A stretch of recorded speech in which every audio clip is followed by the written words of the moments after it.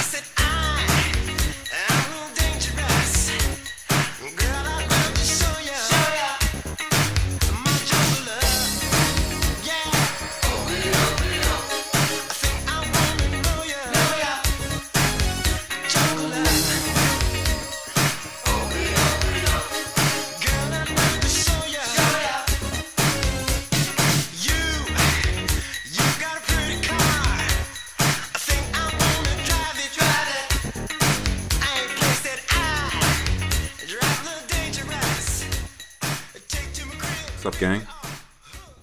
Today is January 22nd, the year of our Lord, 2021. And I'm not having fun. No, I get it, man. Y'all let that beat trick y'all, didn't you? You was doing the little OEOEO, wasn't you? Tapping your toes and whatnot now. I tell you why I'm not having fun. I went 0 for 4 on prop bets last weekend. Hell no, I ain't having no fun. And I tell you at this point, this is just between me and you. If you not fading my picks, any pick I give you, if you not fading it, like going the complete other way, betting everything you have the other way, you're giving away money. And to me, it's sad. So really, when I think about it like that, I didn't go 0 for 4 on prop bets. You went 0 for 4 on prop bets for not fading me. Just something for you to consider. Let's go on and get this NFL talk so I can only go 0 for 2 this week. Let's go and get these out the way. In the NFC, we got the game that we won, or the game that I wanted, at least.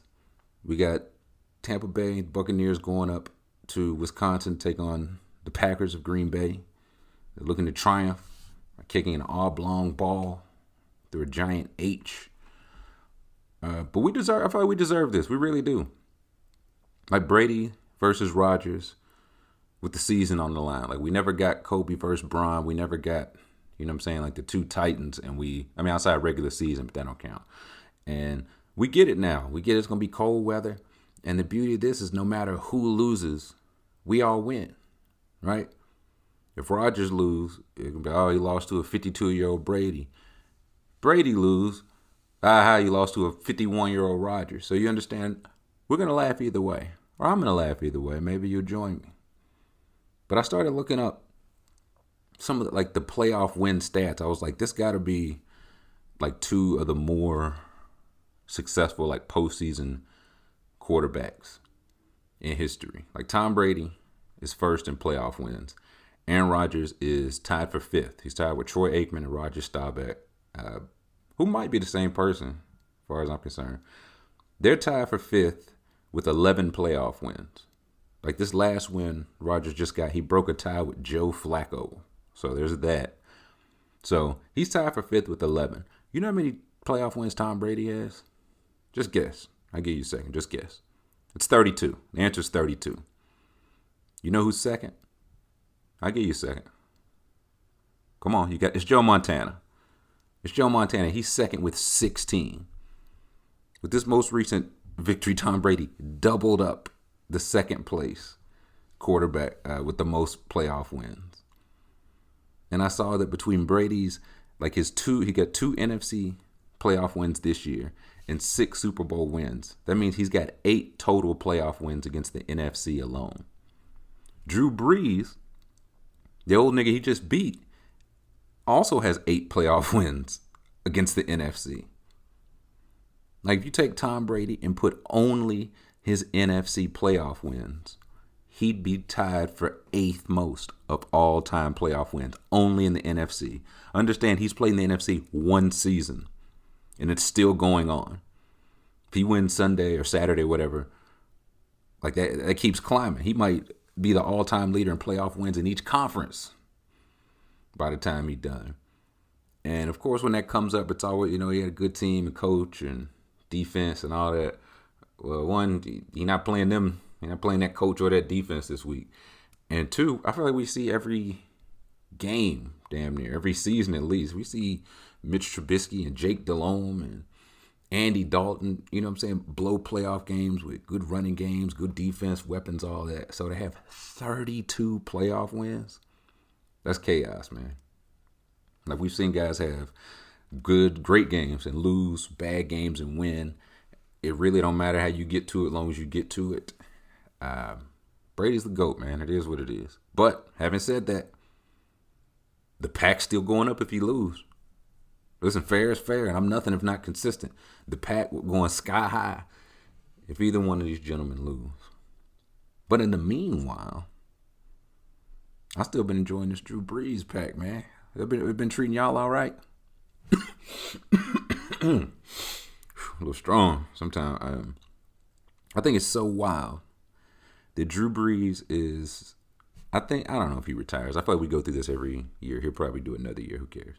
He's going to retire top 5, if not top 1 or 2 in completions, in pass attempts, passing yards, passer rating, yards per game, completion percentage, and fourth quarter comebacks. And outside of New Orleans, he's not going to be in anybody's top 5. Isn't that wild? Isn't that wild? Like, I feel like Brady's ahead of him comfortably. Rodgers, Payton, Mahomes, yes, already. Elway, Marino, Montana, whoever. Like, the list goes on and on. The list goes on and on. So I wanted to go back and look. I was like, why? Why is this Drew Brees pack hitting so smooth? You know what I'm saying? So I want to go back and look at, like, the postseason history. But I will say, if the Brees pack goes up, the Sean Payton pack and the Michael Thomas pack got to go with it. Like Madden Club, Team 99. If you're not ranked 99 in Madden, they give you like some gear and a chain with a 99 and all this stuff on it. Michael Thomas was a 99 before the year. He got to get that shit back. You know what I'm saying? It's a pandemic, so I don't know if he like leave it outside his door and they'll come get it. You put it at the FedEx and they'll come get it. But they said he's down to a 93 now, and this was before that playoff game where he had no catches for no yards on 4 targets. Like, with smooth once a quarter, Drew Brees was like, let me throw to Mr. 99. And it didn't work any of the time. Isn't that wild? Sean Murphy Bunting, one of the cornerbacks for Tampa Bay that covered him, said, like, before the game, Michael Thomas was like walking up and down the Bucs sideline, like staring at DBs, flexing all this and whatever. And this man had no catches. He had the same catches as me. He hit the same number of prop bets as you. So when this next Madden update come out, he got to be like a 77 if y'all keeping it real. 76, 77. If they trying to keep it real, we'll see how real Madden gonna be. But the Drew Brees / Sean Payton, right? They're pretty much linked together. They've had all of their success with one another. So in putting up the Brees Payton pack, I went back and looked at all the quarterbacks he lost to in the playoffs. These are all the quarterbacks that Sean Payton has lost to in the playoffs. Chad Pennington, Rex Grossman, another guy that spoiled a good defensive run game. You talk about Brady just riding coattails. Matt Hasselbeck, who led a 7-9 team over the Saints. He lost to Alex Smith, Russell Wilson, who's packed we put up a couple weeks ago. Case Keenum, Jared Goff, Kirk Cousins, and now Tom Brady. And what even got me looking at this was I read a stat. It said, once again, bad sign when they start like the first article after you're eliminated. It says, once again, the New Orleans Saints bowed out of the postseason early, becoming just the 3rd team in NFL history with 4 or more straight seasons of 11-plus wins and 0 Super Bowl victories. And that said victories. They didn't even make the Super Bowl. I was like, has it been 4 years already? Like 2017, 4 years ago, they were 11-5. They went to Minneapolis and they lost to Case Keenum on the Minneapolis Miracle. Y'all remember that? I remember that. Stephon Diggs caught the ball, ran and scored the touchdown. He threw the helmet. It was a big fuss.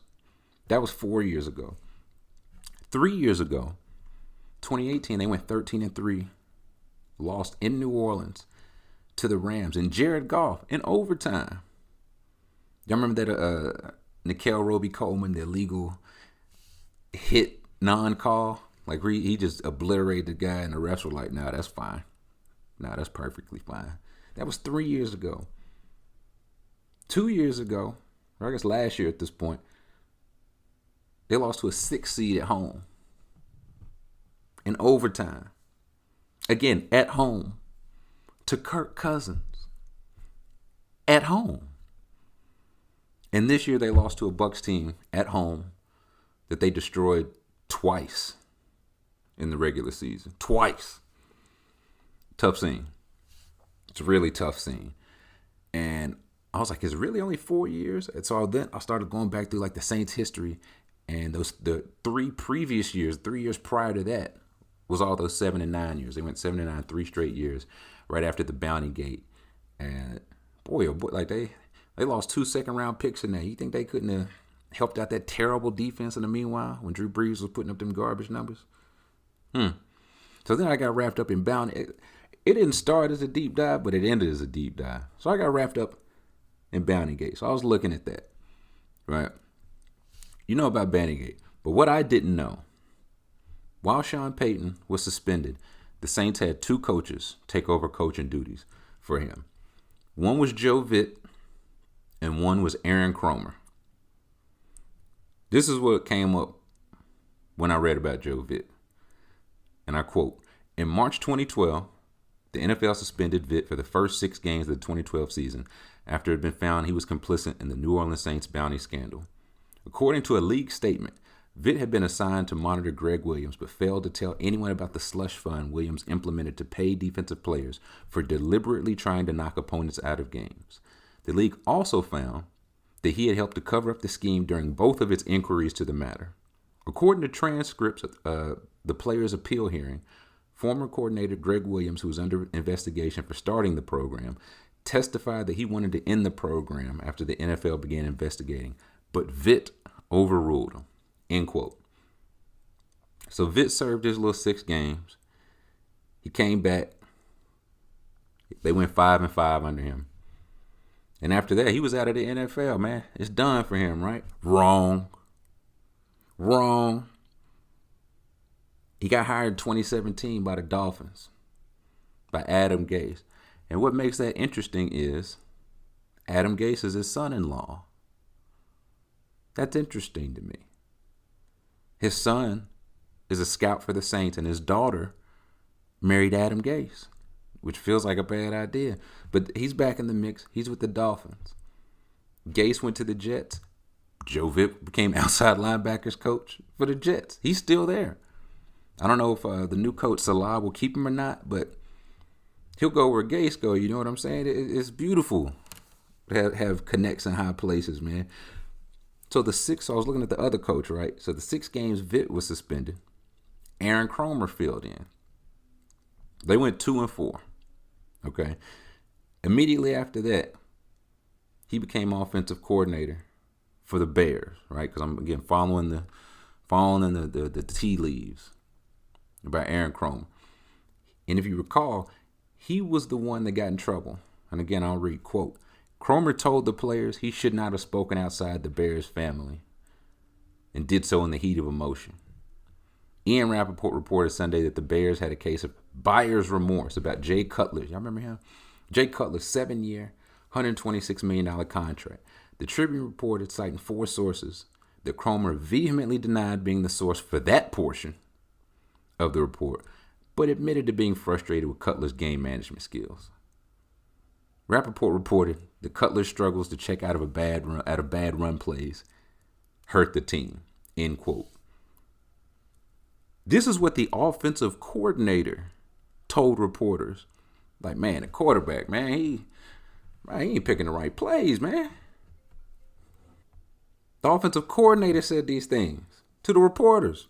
Like, hey, man, he audible into some terrible plays, man. The offensive coordinator said this.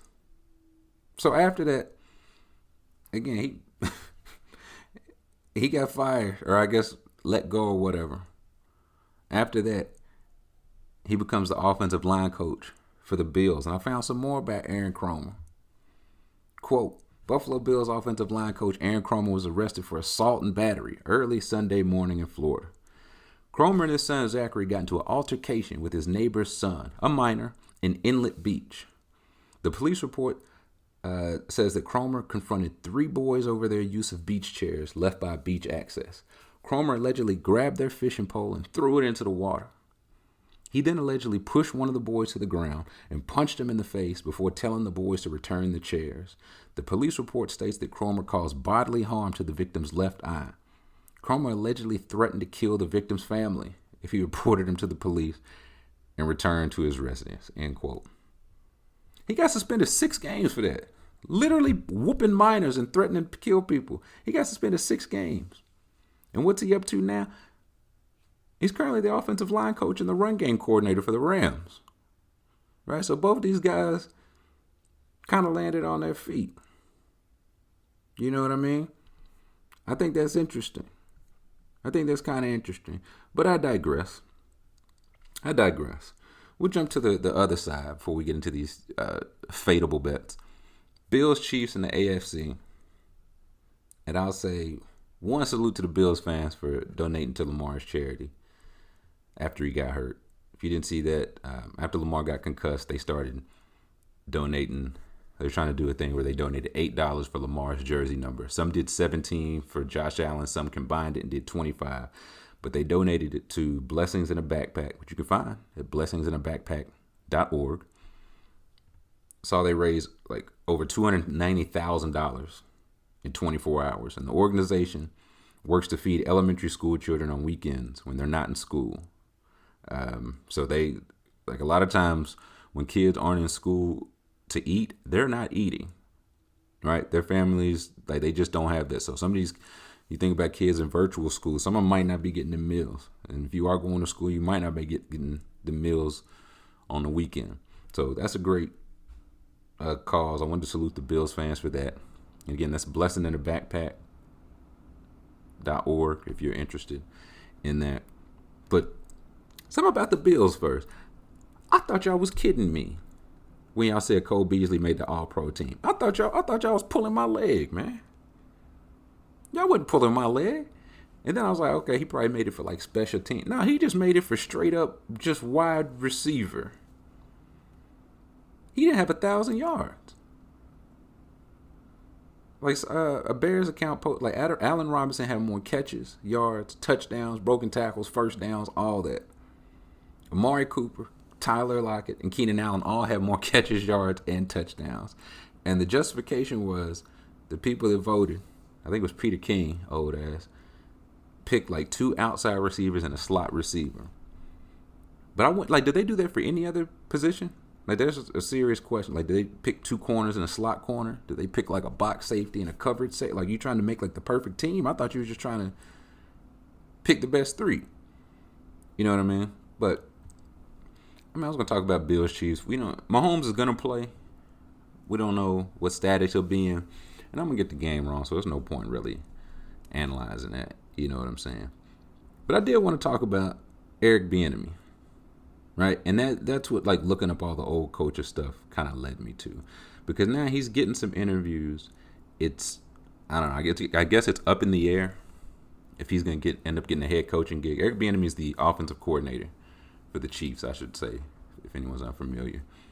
And it feels like anytime it comes up on Twitter, it's always people like fighting to say why he doesn't deserve a gig. And it's like, I don't know if I've seen any of this under the tweets when like somebody that touched the hem of Sean McVay's garment get hired.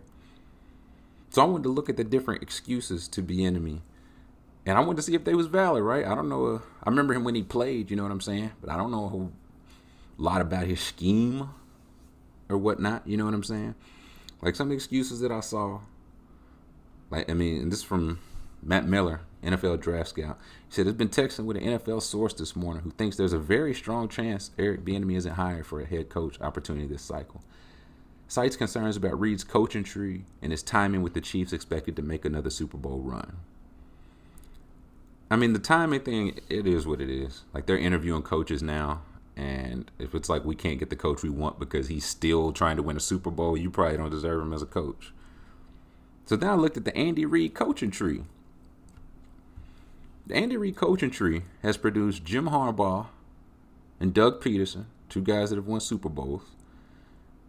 It produced Ron Rivera and Sean McDermott, coaches of the Washington football team, and the Bills. Bills, again, playing this weekend.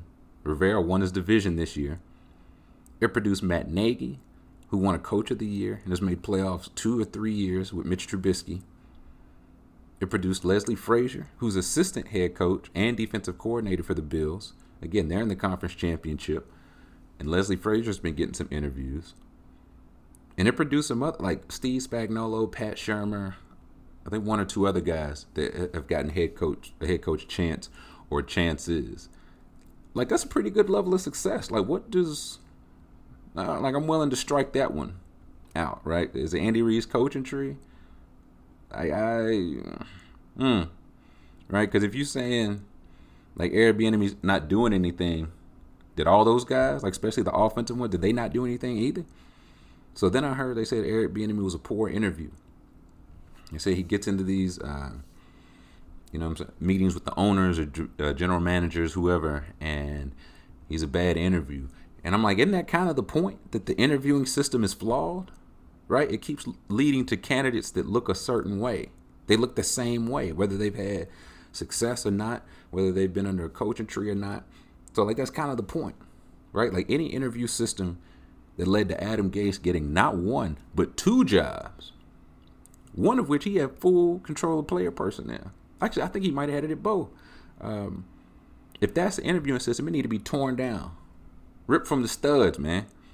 And also, we know that the reporters reporting this stuff, I mean, no water has ever been carried for the league or the owners. You know what I'm saying? It's just very easy to say he was a bad interview. And that's me saying, I don't know if he's a good interview. I wasn't there. The reporters wasn't either. You know what I mean? So, it just makes me think. Because he's getting like I've seen the coaching tree, the bad interview. I've seen like he's got Mahomes and Andy Reid. He doesn't do anything. Listen, Cliff Kingsbury had Patrick Mahomes, and he lost. He wasn't even winning in college. You know what I'm saying? And Cliff Kingsbury got a head coaching job off that. Like I read, it said Bieniemy's taking the same path as his predecessors, who also weren't the primary play callers in Kansas City while they were learning to be a head coach under Reid. I've always been that way with play calling, Reid said. I think it's important that everybody's on the same page and involved with it. So I don't really care who's calling it or not calling it. I just want to make sure that it gets called and we've got good plays to call from. That's where I put my energy. Okay, so we keep hearing like, hey, Andy Reid calls plays, even though it sounds like he probably calls some of them. He probably get like, these are the plays, these are the schemes we're trying to run this week. This is what we're trying to take advantage of. Pick from there, right? And I don't know who picks from there. I would let Mahomes pick. That's just me. I'd have Patrick Mahomes as my offensive coordinator, but that's a different rant for a different time. So the knock is that Andy Reid calls plays, but don't Sean McVay call plays? Don't we hear that every week? Does Sean McVay call his own plays? And that didn't stop Matt LaFleur from getting a gig. That didn't stop Zach Taylor from getting a head coaching gig. LaFleur was offensive coordinator for 2 years, and now he got Green Bay in the conference championship. Zach Taylor's the head coach of the Bengals. He wasn't even offensive coordinator. He was a quarterback's coach. You know what I'm saying? And those guys got head coaching gigs, no problem. And now I'm saying this is from Shefty himself. Adam Schefter says, sources say Kansas City Chiefs quarterback coach Mike Kafka is drawing interest as a head coaching candidate. He's the quarterback coach and passing game coordinator for the Chiefs. So the guys above Eric Bieniemy and below Eric Bieniemy and the guys that preceded Eric Bieniemy got gigs for not calling plays, because Andy Reid does all that from what I read on the internet.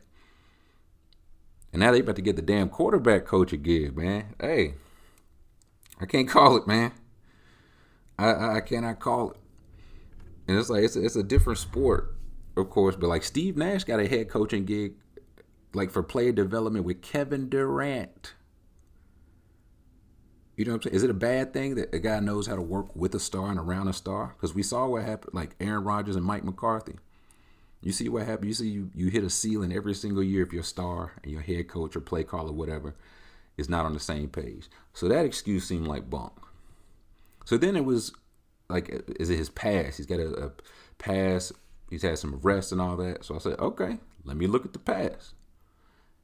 His past, from what I saw in college, he got arrested in a bar fight after he was called a nigger and fought about it.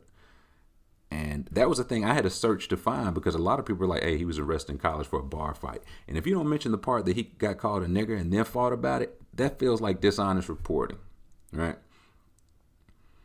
He had another incident also in college. It says July 4th, 1990, firefighters were called to his mother's residence after a small fire broke out due to fireworks belonged to his younger brother igniting in a plastic bag in his garage.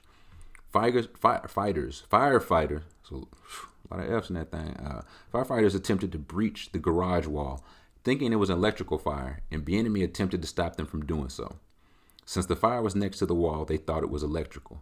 I said, excuse me, sir, the fire started in the trash bag. I feel if somebody's going to tear down your wall, you should stop them. But basically, I interfered with fire department policy, Bieniemy explained. So again, if you don't tell the whole story, right, it's just told like, oh, he got in a bar fight and he impeded a fire being put out. You think he was like, it was his mama's house, you know what I'm saying? You think he was like trying to tackle a hose out of their hand? So those are the two of the strikes, I guess.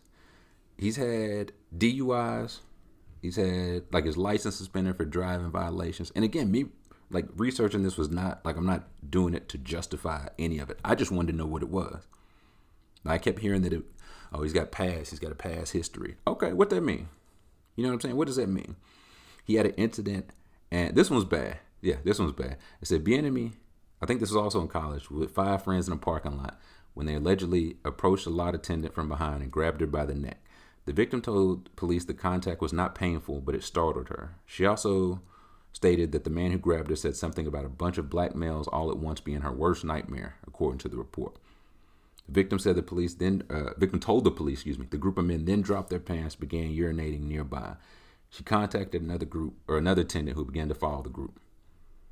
This attendant radioed into the office, said the men were urinating in public, pouring beers on cars, and apparently later, the second attendant testified that somebody in Bieniemy's group, wasn't Bieniemy, another guy, punched him, like asked him what he had seen earlier, and punched him. So that was the end. He got arrested or whatever for that. Yeah, that's not great. And again, that's why I wanted to say that. Like, this ain't to say, however, I just wanted to see what the past was. He also had, I kept seeing people saying like, oh, he was running a rape ring at Colorado. He was offensive coordinator and I think running backs coach for Colorado. I said, oh dear. I said, a rape ring. So I looked that up too. It was allegations of like sexual misconduct. There were rape allegations, giving recruits drugs, alcohol, women. Y'all know what recruiting is. But the thing, like even when I found, the thing is, these allegations started in 1997. This was under Gary Barnett, the Colorado coach at the time. I think he started in 98, maybe 99. Eric Bieniemy was still in the NFL, right? He was running backs coach from 01 to 02 there, right? And again, I don't know his role there from 01 to 02. He could have been setting all this shit up, financing it. I have no idea. I should say what I do know is that this shit was going on before him and after him. Right? This shit went on from December 97 to 2004. Bieniemy was there from 01 to 02. So, it just feels dishonest to like mention that and pin that on him and not the AD, the athletic director at the time, or Gary Barnett, the head coach. You know what I'm saying? So again, I came back to it's like that's why he's not getting hired. Like, cause you know what I'm saying? The NFL care about women now. They care about these type of allegations now. We about to watch Antonio Brown and Kareem Hunt play tomorrow. You know what I mean? I just seen Big Ben Roethlisberger. He was a story of redemption. They ain't never said where he was coming back from. They lucky he got hurt so they could play the injury. They was like, you overcame so much. So much being multiple rape allegations. You know what I'm saying? But now the NFL care about who they keep out. Now the NFL got some morals. Like Larry Fitzgerald just retired with the, you know what I'm saying, the Kings goodbye. They rolled out the red carpet for that man to leave. And this is after an ex filed an order of protection on him, which is basically like it's a restraining order, but you get it quicker. Like you feel you're in danger and you can't wait the time for a restraining order. After he pulled out chunks of her hair. And again, that's not to say that none of these guys haven't changed. None of these guys did jail time or whatever, if that matters to you. But like John Gruden's been arrested. Mike Vrabel's been arrested. You know what I'm saying? And it's been people like in my mentions, like maybe teams are concerned about, you know, the morals of a guy who's going to have to lead men. I said, since when? You know what I mean? It'd be nice. But 70 million people just voted for Donald Trump twice. Twice. You know, so I was like, is this really about what Eric Bieniemy did? Because it feels like it's just moving the goalpost to whatever it is to justify him not having a job. You know what I'm saying? It's like, well, Andy Reid calls the plays. He got in a fight in college. Like you just looking for whatever sticks, right? And it, like getting a job, particularly in sports, particularly in the NFL, it ain't never been about if you qualify. You know what I'm saying? What is qualified? That's word to Cliff Kingsbury. Again, he don't have a winning record in college or the pros. He the offensive guru that had Kyler Murray and DeAndre Hopkins this year and finished 19th in offense. You know what I'm saying? And again, it's not to say that he won't turn it around and won't be a good coach. But same for Zach Taylor. Zach Taylor wasn't qualified. From quarterback coach to head coach, that's how you end up with Freddie Kitchens. Another guy who went from, I think, quarterback coach to head coach. So I say all that to say, I don't know if Eric Bieniemy gets a coaching job. I have no idea, right? Like being offensive coordinator of the Chiefs ain't really like the job to just, you know, up and leave. Now certain people, like if you got an itch to scratch that only being a head coach will scratch, then hey, you know what I'm saying, do what you got to do. But I'll be damned if I take the, you know what I'm saying, to give up coaching the next 10 years of Patrick Mahomes to go coach the Jets. Especially when he might be talking to Andy Reid. Andy Reid might be like, man, let me win a ring this year and next year, and you got the keys, daddy. Like, it's all you. I'd wait that out. But, again, it's not to say that Eric Bieniemy will be a good coach.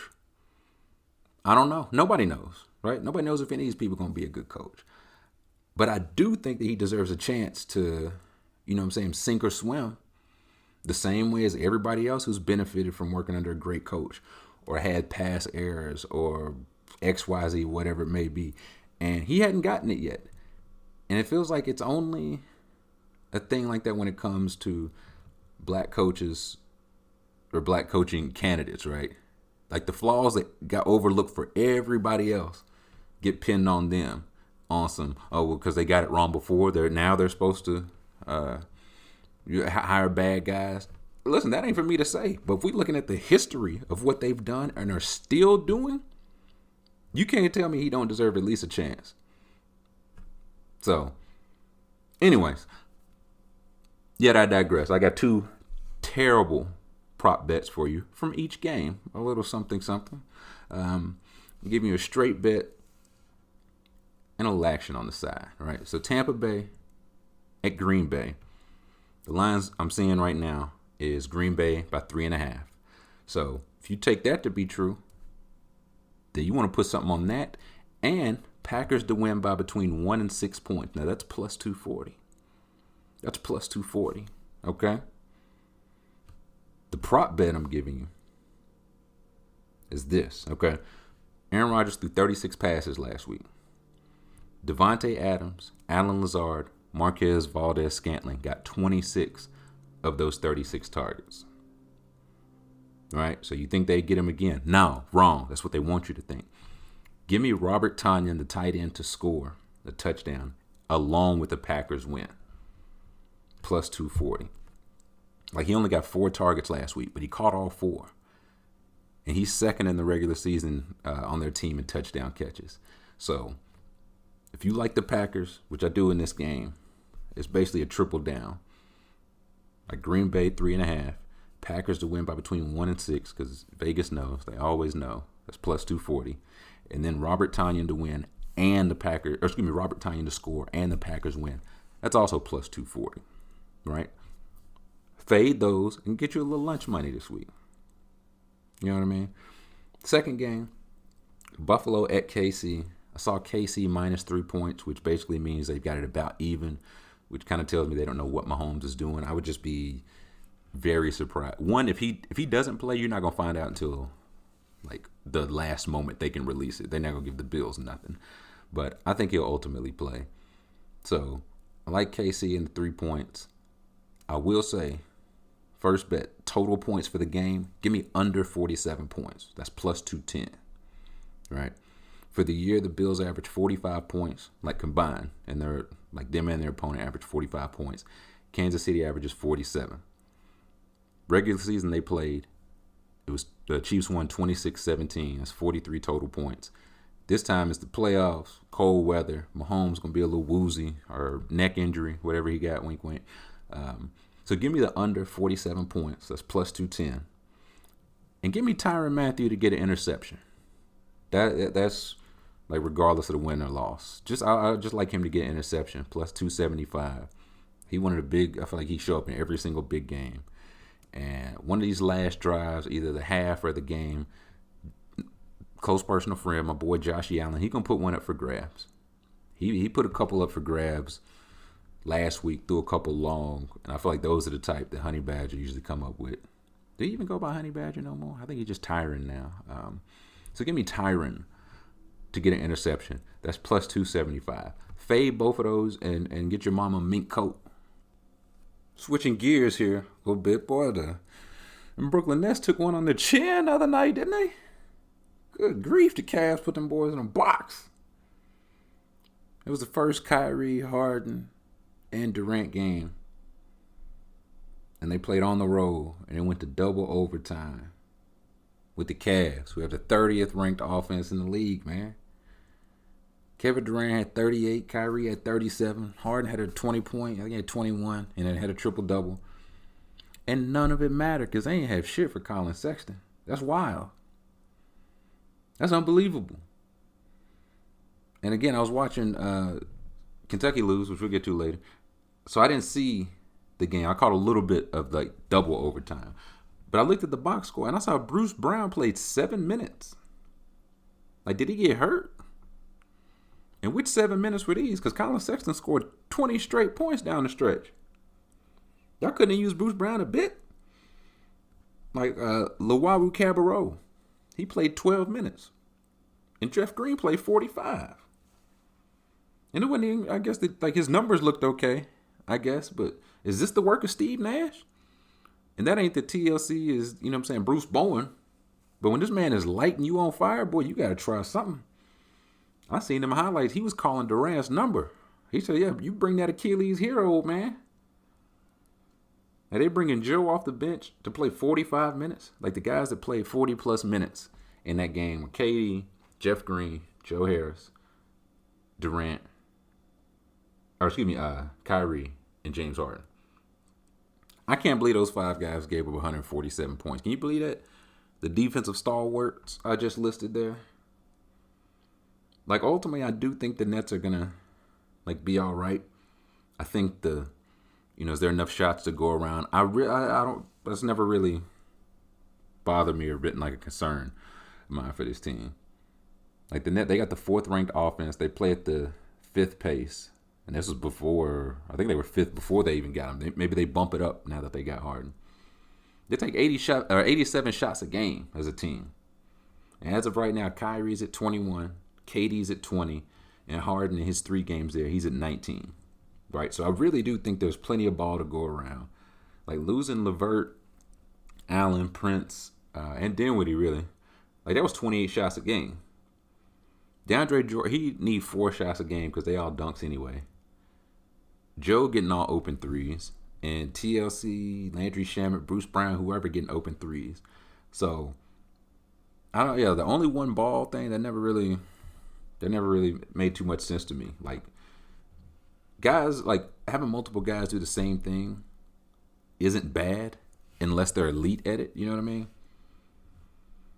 Like it was overlap between LeBron and Wade's skills. Like, oh man, both these guys are slashers that can't shoot. Playmaking slashers that can't shoot. Well, you know, they figured it out. Elite talent usually does. I remember just last year, Billy Boy Simmons said, how the Lakers going to work? AD and LeBron play the same position. Well is how it's going to work. Extremely well. They just hoisted number, whatever number title they got. 17? I don't know. But I also think it like if you're planning to rest KD, I think he was resting on back-to-backs. And now after these guys play 50 minutes, everybody get a rest. But if you're planning on resting KD or Kyrie for injuries or whatever throughout the season, I feel like this worked perfectly. So I'm not too worried about like the how many shots they'll get. Now the rebounding and defense, oh yeah, I'd be worried about that. But either way, it's gonna be fun to watch.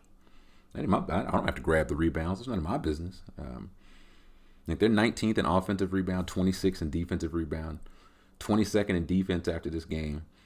And, you know, that stuff matters a lot less when you're making your shots and scoring 120 a game. But it matters a little bit more when you can't stop Colin Sexton.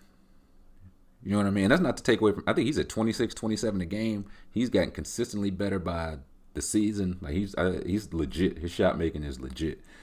I guess the Nets are just guessing that they don't really have to play many of those guards like in the East in the playoffs. You know what I'm saying? Not on the good teams at least. Like you think about the Stephs and the Dames and C.J. McCollum and D. Book, Donovan Mitchell, whoever. Like the shorter guards, shiftier guards, probably like 6'5", 6'6", and under. Those guys are out west. And the guys in the East, they can score like Bradley Beal, Zach LaVine, Trae Young. Like, they're not on good teams. You know what I'm saying? Like Brogdon, Fred VanVleet, Kyle Lowry, Russell Westbrook. That one hurt me to say. Like, that ain't their style. Not no more, at least. So, are they going to have to face anybody? Kemba? Like, can Kemba get it back to that level? I hope so. It's fun to watch him when he does that. We'll see if the knee injury will let him. But the Cavs, again, they had the 30th ranked offense, man. And they didn't have Darius Garland. The Cavs are playing elite defense. The Cavs are top 3 defense right now. You know what I'm saying? So, but if they keep that up, hell, you might have to reckon with the Cavs again. Say you get them in the first round series, and it's like, oh boy, we still can't guard Colin Sexton. Ah, jeez. So yeah, I never too much bought that. Like even for the 3 guys they have, you know what I'm saying? KD can play with anybody. Anybody in the world Kevin Durant can play with. Kyrie tried leading the team. He was like, you know what? No thanks. No thanks. And Harden, he's the one I feel like he's getting the flack. I feel like he's just ready to try something new, man.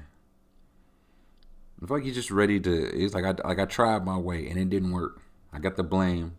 It didn't work. And it's been like, KD, Harden, they played together in the past. It don't count because Harden was so young coming off the bench. And that's true, right? But what about like the Olympics? They played together. What about like literally every single All-Star game? Because both those guys never been East till this year. And also, I always feel like we didn't know how nice Harden was going to be. Real hoopers like KD playing against him in practice, I feel like they had to know. It's like, oh, no, this guy's going to be a stud. So he was coming off the bench then, but I bet in practice he was busting ass. And KD and Westbrook knew that. And to Harden's credit, he was a top 3 pick that came off the bench, was at the Olympics, but he didn't play much. You know what I'm saying? He had his lob threat traded to fit Russell Westbrook. He had to actually start trying on defense again because of that, right? They switched everything. So he was trying more defensively last year, like consistently, I feel like, than ever, which is not a high bar, but damn, he got to do it. He got to average 36 and 12 assists and play defense too. Shit. So I just feel like, can we see him gripe about shots or his role first before we say he will? That's not to say that he won't. It'd be very funny if he did. But can we see that first before it's like, oh, how is he going to adjust? It seems like he adjusts pretty well. I don't know. But Kyrie's back. I'm happy that Kyrie is back. He said, these are his words, I'm back. I'm happy to be back. We got some great pieces. And we just move on and let my actions and my game speak for itself like I planned on doing. I just needed a pause. Irvin said that he had a lot of family and personal stuff going on. So I just want to leave it at that. Y'all remember at the end of last year when Chadwick Boseman passed away and everyone agreed to like get off people's backs because you never really know what they're going through. You don't know what's going on in their life, their family life, the people around them's life. Y'all remember that? Wasn't that a fun week and a half? We can have 2 weeks, and right after that, you're getting on people from the outside, right? Because they was all over Kyrie, man. Like the NBA, I done heard for years the NBA regular season is too long. It's too long. Nobody cared about the games in the middle. Nobody cared about January in Milwaukee until Kyrie took a little personal time but decided not to play in them. Now it's the end of the world, man. And it's interesting. Like, it depends on who says that they're depressed in the league, right? That varies the response.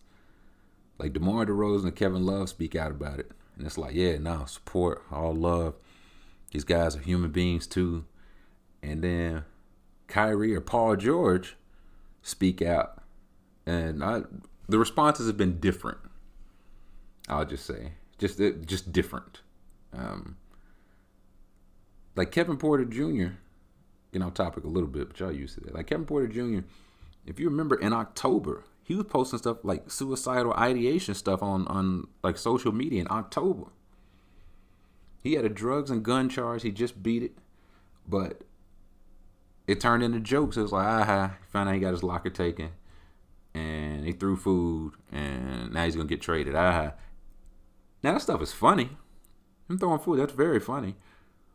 But it sounds like this guy legitimately like going through something. The options are like, I'll trade him and laugh at. I don't know. It's almost like there's some cap in the NBA media's rap. But who am I?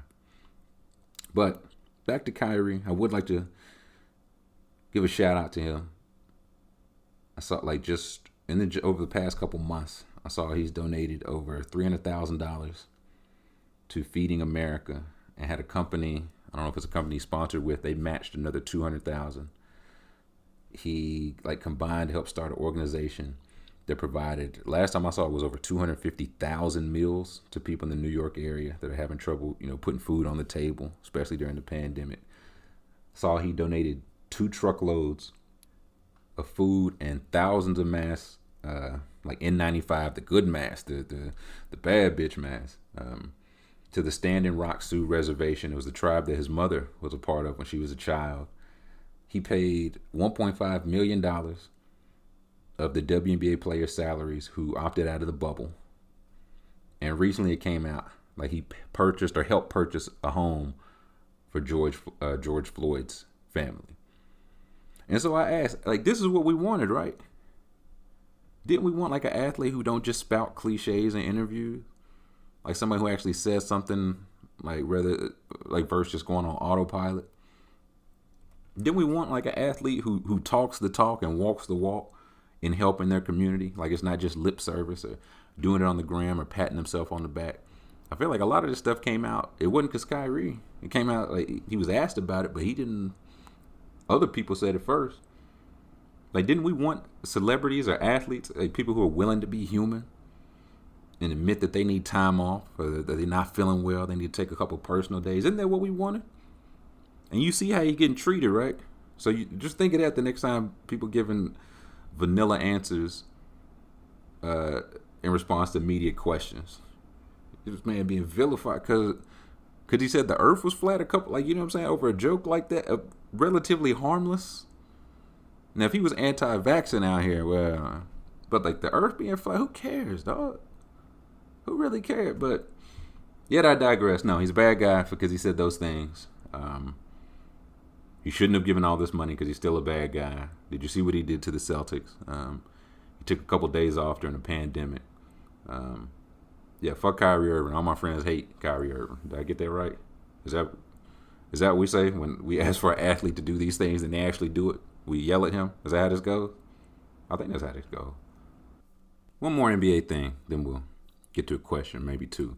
But y'all remember when this draft, the 2020 NBA draft class, y'all remember when it was historically bad? Y'all remember when it was just like, oh man, there's no star power. If you got a late pick, you might as well eat it. If you got the 12th pick, you might get a guy that'd be your 12th man. And now, like, just looking at it, I got guys that have looked like good, shown flashes, or guys that have at least been like contributors, right? Like 15 guys from this draft are playing at least 20 minutes a game. And 21 guys are playing 15 minutes a game. Now, some of that's Rona related, but hey, listen, you play the hand you dealt. You know what I mean? Like the guys I would say that have looked good, like James Wiseman looked really good, LaMelo, Patrick Williams, Denny Avdia, Tyrese Halliburton, Tyrese Maxey, Desmond Bane, Payton Pritchard. Like the guys that have shown flashes, I would say like Anthony Edwards, Isaac Okoro up in Cleveland, Devin Vassell, Isaiah Stewart, Sadiq Bey, Precious Achiuwa, and of course Emmanuel Quickley. I was tempted to put him in his own category, but I keep a level head. And even then, you look like Obi Toppin was a top 10 pick, just got back from injury.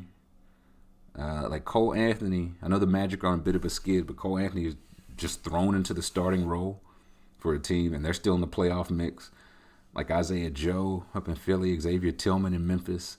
Like, all these guys won't keep this up, of course, but we'll also have some guys pick it up that haven't started yet. So, I don't know if I ever want to hear like bad draft class again. Now, clearly some are better than others, right? If you get a couple guys that probably should or could be number one pick, you think they can make all NBA teams. But if you know what you're looking for, it feels like it ain't no such thing as a weak draft. It's like, well, it's not a top-heavy draft. It's not a star-laden draft. Well, no shit. Stars are hard to find. That's why they're stars. You know what I mean? Like, if it was just stars in every draft, the top three teams every year, but we're good. Don't matter. We're getting Jordan 3, so we're good either way. And like teams don't know how to draft anyway. What they care about if the draft weak or strong? You're gonna blow it anyway. Who cares? But moving on, get to a couple questions. Again, one, maybe two. I asked last week. You know, people like the longer shows, the shorter shows, and it was consensus. Everybody was like, keep the show under an hour. We don't like the questions.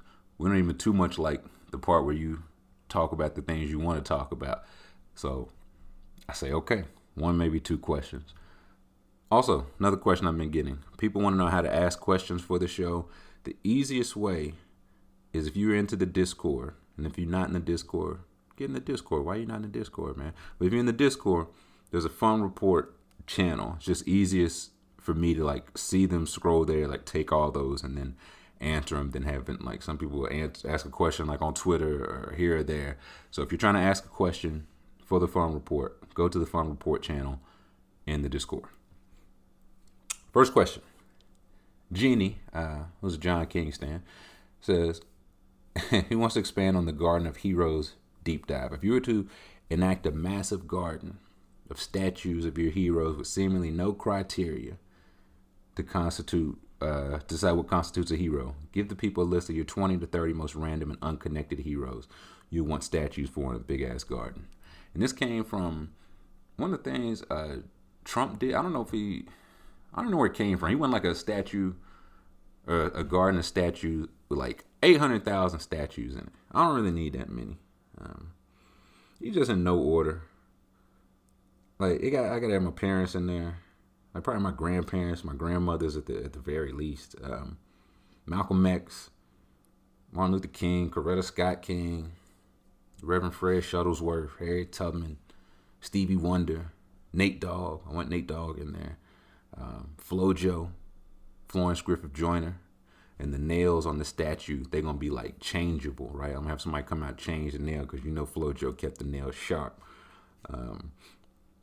Fritz Pollard, who was the first black man to play quarterback and first black man to coach in the NFL. Put IDB Wells in there, Fred Hampton, Nina Simone, Marcus Garvey, O.W. Gurley. I don't know how familiar people are with him. He was like a really wealthy landowner from Arkansas. He had it was back in he was working with Grover Cleveland, and he just resigned from an appointment from Grover Cleveland and moved to Oklahoma after the oil rush. Was like, bro, I got bread to get to. And he was already pretty rich. Again, you don't be working for the president without a little scratch in your pocket. But he purchased 40 acres of land, and he mandated, he's like, it's only going to be sold to people of color. Like, that's it. And he built like a number of like hotels, churches, pool halls, cigar store, like all this only for black people. He's in there. Toni Morrison's in there. Shirley Chisholm's in there. Barry Sanders is in there. Barry Larkin is in there. Randy Moss, Viola Davis, City Girl JT, Simone Biles, Maya Moore, Michael Vick. I think that's about it. I think that's pretty good garden, right? And I know like it's some Ali. I don't know if I said Muhammad Ali. He's in there too. But like it's flawed people in there, and that's kind of the point, right? Like nobody's perfect. You don't have to be perfect to be remembered, right? The flaws are there, but they're there to be remembered, right? So you can see, like, okay, they was thinking a certain way. This wasn't the right way to think. You know what I'm saying? They did a certain thing. That wasn't the right thing to do, and here's why. Like, I want them there for that, to show that your flaws, if you're willing to learn from them and grow from them, they can be overcome in some circumstances. And also, hey, it's my guard. Fuck off. You know what I'm saying? I might put 2 statues of Barry Larkin in there. Might not. Next question. Comrade Connor says, the beauty/chaos of the chef's table. It's another channel we got in the Discord. People just post the stuff they cook, and it really it's hit or miss in that thing, man. He said, what's the best food you ever had that you paid money for? Conversely, what's the worst food you ever had that you paid money for? And best food I ever paid money for, man. I'm probably a basic bitch. It got to be Fogo de Chao, man. Like the first time I went, I just wasn't familiar like with the concept, or like even with Brazilian steakhouses. You know what I'm saying? And they give you like every single bit of the cow. You get some top, some bottom, some middle sirloin, some upper quarter sirloin. If they'll wrap it in bacon if you want. They'll cook it how you want. I just couldn't believe it, man. All you got to do is flip the little card on your table. Just flip the card. Would you like more animal meat, sir? Yes, I would, Gusto. So that's probably the best food I've ever, like, just in general. And it's one of those, like, I wish I could say, like, what my favorite one was, but they just bring them all. Like, on your plate, you have a slice of some lamb, some duck, some porcupine, like, whatever they cooking, man. I say, give me a little bit of that quill. Put it right there by the mashed potatoes, please. And the worst food I ever paid money for, I remember went to a hookah bar. Boy was on that hookah. And after I wanted some pizza, right? So I ordered like a pizza place close to the hookah bar. So I was like, cool. I'll drop by there and go home and eat the pizza, right? And I opened it and it just didn't look good. You know what I'm saying? Like, I never really seen an unappealing pizza until that pizza. Like, I didn't eat it. I left it out. And it was a thing, like, I probably should have put that in the refrigerator. I could at least, like, went and gave it away. But it had been, like, sitting out all night. I didn't want to give away something that, like, I wouldn't eat. But it was just one of those things. And I didn't eat a piece. Somebody ate a piece and was like, this is terrible. And I was like, I could have told you it was terrible. It looked terrible. It looked like the worst pizza I ever seen. So I still think about that bad pizza. Next question. Bask, the draft expert I went to, says, what's the most preposterous sports rumor you've ever heard? What's the most preposterous true rumor you've ever heard? The most preposterous one, I think it's got to be like the Delonte West and LeBron's mother. And let me say, like, salute to Delonte West getting this stuff together. It's wild that just every time we see it, it always throw Mark Cuban's name in there. right? And again, for whatever reason, Cuban got through to him. I know some people said they tried to, reach out, get him some help. So salute to both of them. But it is wild that every single time, I don't know, I'm just too skeptical. But it's got the LeBron and LeBron's mother and Delonte West, that they were fooling around and whatever. And it was really just because he went cold against the last 3 games of that series. LeBron went cold against the Celtics team that took the Lakers to 7 games in the finals. He found it as they were up 2-1. That's what happened. He was just coming back from practice, and just found out. So that was salacious, man. That was really some scandalous shit. And even though I went back and looked, those last 3 games, and it's hard to say because Bron always do numbers, but he averaged 21, 11, and 8 and was getting to the line 12 times a game. I ain't getting fouled enough to go to the line 12 times a game if I'm checked out. And now it just, I don't know. It seemed unfair to everybody involved, right? To LeBron, to his mother, to Delonte, to the team. I don't know. It just seemed unfair. And the most preposterous true rumor, even as a kid, I remember thinking, the Jordan flu game never added up to me, right? Even as a kid, I was like, who get the flu in June? Who get, you know what I'm saying? That everybody knows you get that June flu. And then as I got a little bit older, they were saying it was a hangover. And I never really bought that either. We saw from The Last Dance. There's a guy, Jordan drink whiskey and smoke a cigar every day in the morning, the day of the game. And he has for years, right? He knows his limits. That guy's not getting hungover. He knows exactly how many drink, cigars, whatever he can take. He knows exactly his limits. And also, he's the ultimate competitor, right? It's Game 5 at the NBA Finals in a tied series. If it was they was up 3-0, Jordan partied a little hard, maybe. They lost Game 4, right? So come back Game 5 of a tied series, and this is the time he gonna drink too much in Utah. Where? Where you even get that type of booze in Utah? Sorry, Suze. And it turns out, they said it was food poisoning. Once they was he ate the entire pizza by himself. I was like, this is the most I've ever related to Michael Jordan. In my life, this is the most I've ever related to Michael Jordan. So, that's the most preposterous rumor and the wildest true rumor that I've heard. Next, we have the Splash Brothers Luncheon is back. Hurricane is joined by Grum. And so I will let the Splash Brothers Luncheon take it away, gentlemen. All right, welcome back to another week of the segment titled Splash Brothers Luncheon. I'm representing the luncheon today. Scuba is not going to be able to make it. He had a special package that we needed delivered across the pond, so he's going and taking care of that. We appreciate that, Scuba. We'll see him next time. But instead of Scuba, we will have, I know him as Tormund Giantsbane. I butchered that. Tormund Giantsbane. But the Cord knows him as Grum. Grum, how you doing? Hello, yes, I am Tormund Giantsbane. There we go. I know the name is a reference to him getting it on with a giant, I believe, and that's about... Yes. Or that's all I know about that, and he's got a giant red beard. I, too, have a giant red beard, so similarities are there. I see them. I really, I've heard people talk in third person before, but never second person. That was very impressive. Yeah, look, I am a man of many talents. He is a man of many talents as well, yeah. Yes. All right, so, I just, if, you're in the Cord, you know Grum. He's a great dude. Well, I'll say he's a good dude. I don't know him that well, so I'll say he's a good dude. I appreciate that. I follow him on Twitter. We'll get all that information at the end, but follow him on Twitter. I like a lot of stuff that he says. I like his interest in wrestling, so I just thought we would have him on. And also,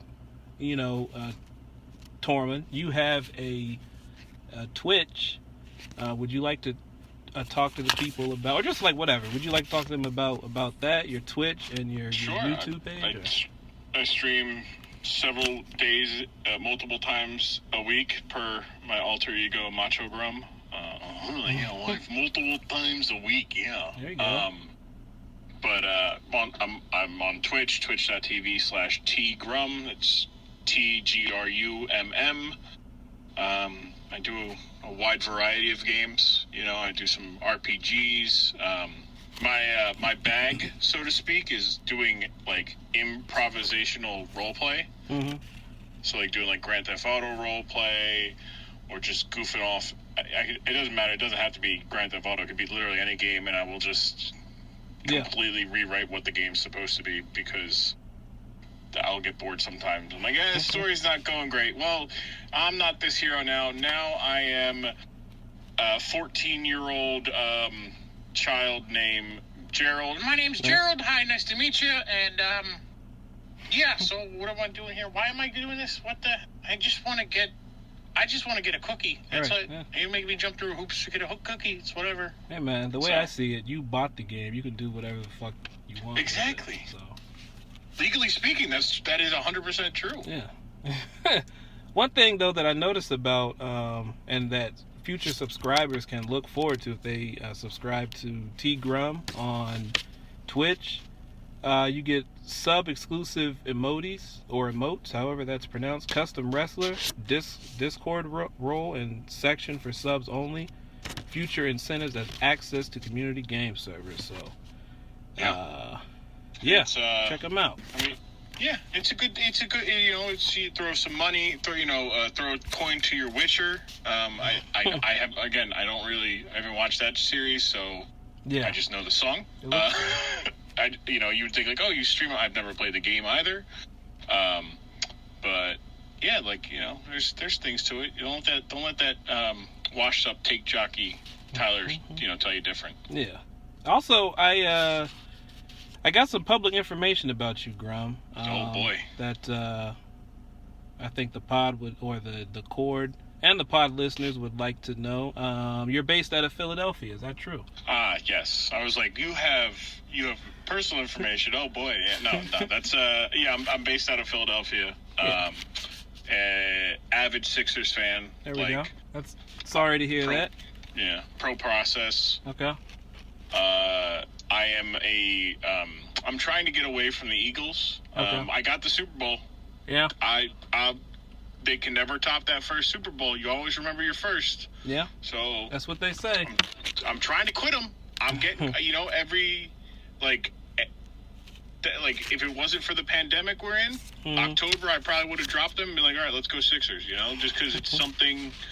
But then the pandemic hits. I got to go through the majority of the season. I get invested. Yeah.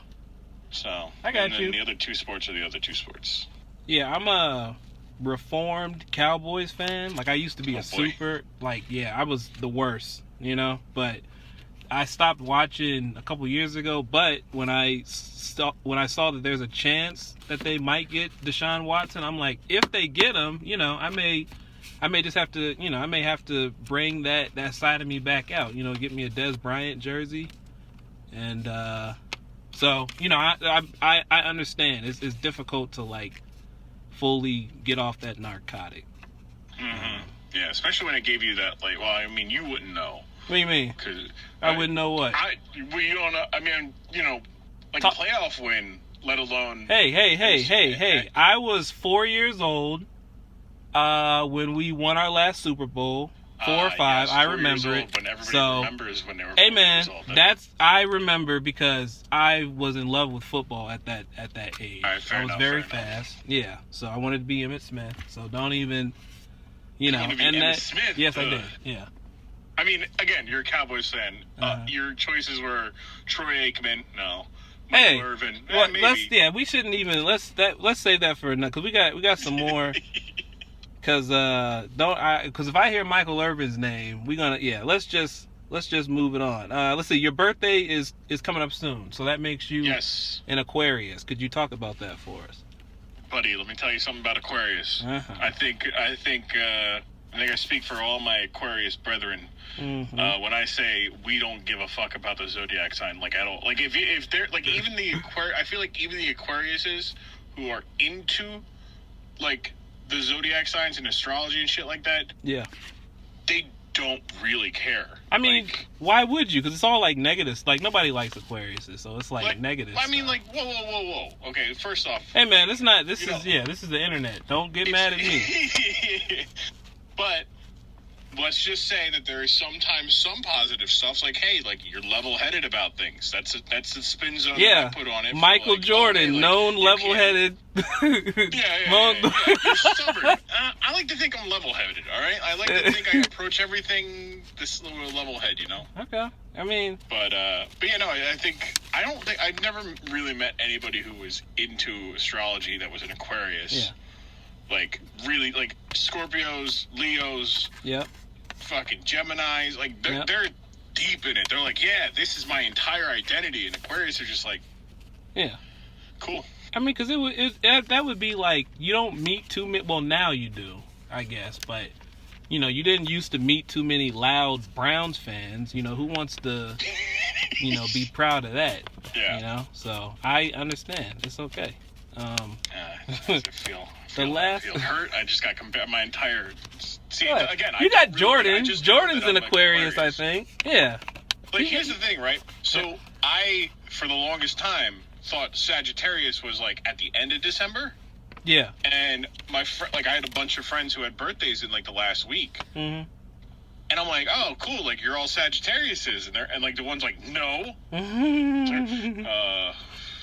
I'm pretty sure. And by I'm pretty sure, I mean I am 25% sure. Yeah. Because I 100% don't care. Yeah. But I'm 25% sure the knowledge is there. Like, no, we're Capricorns. I'm like, I feel like that got changed. Because I could always remember Sagittarius was December, and then Aquarius was end of January. I don't...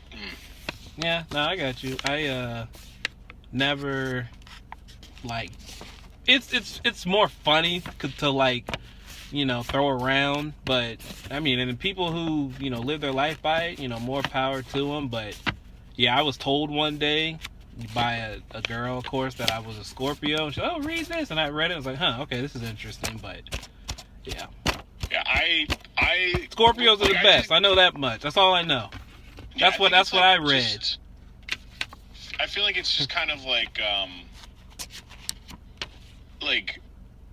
a fun, like, frequently asked questions, the fact that goes on the end of the game, like the game manual, like, oh, cool, that explains why I have trust issues. I could write it off, or I could write it off on the thousands of real life examples of people screwing me over. Right. But now it's the stars. It's the stars. It was written in the stars that these people would fuck me over. I should have been awake to that. That's my fault. No, but like the people were like, oh, I can't be with this person because they are.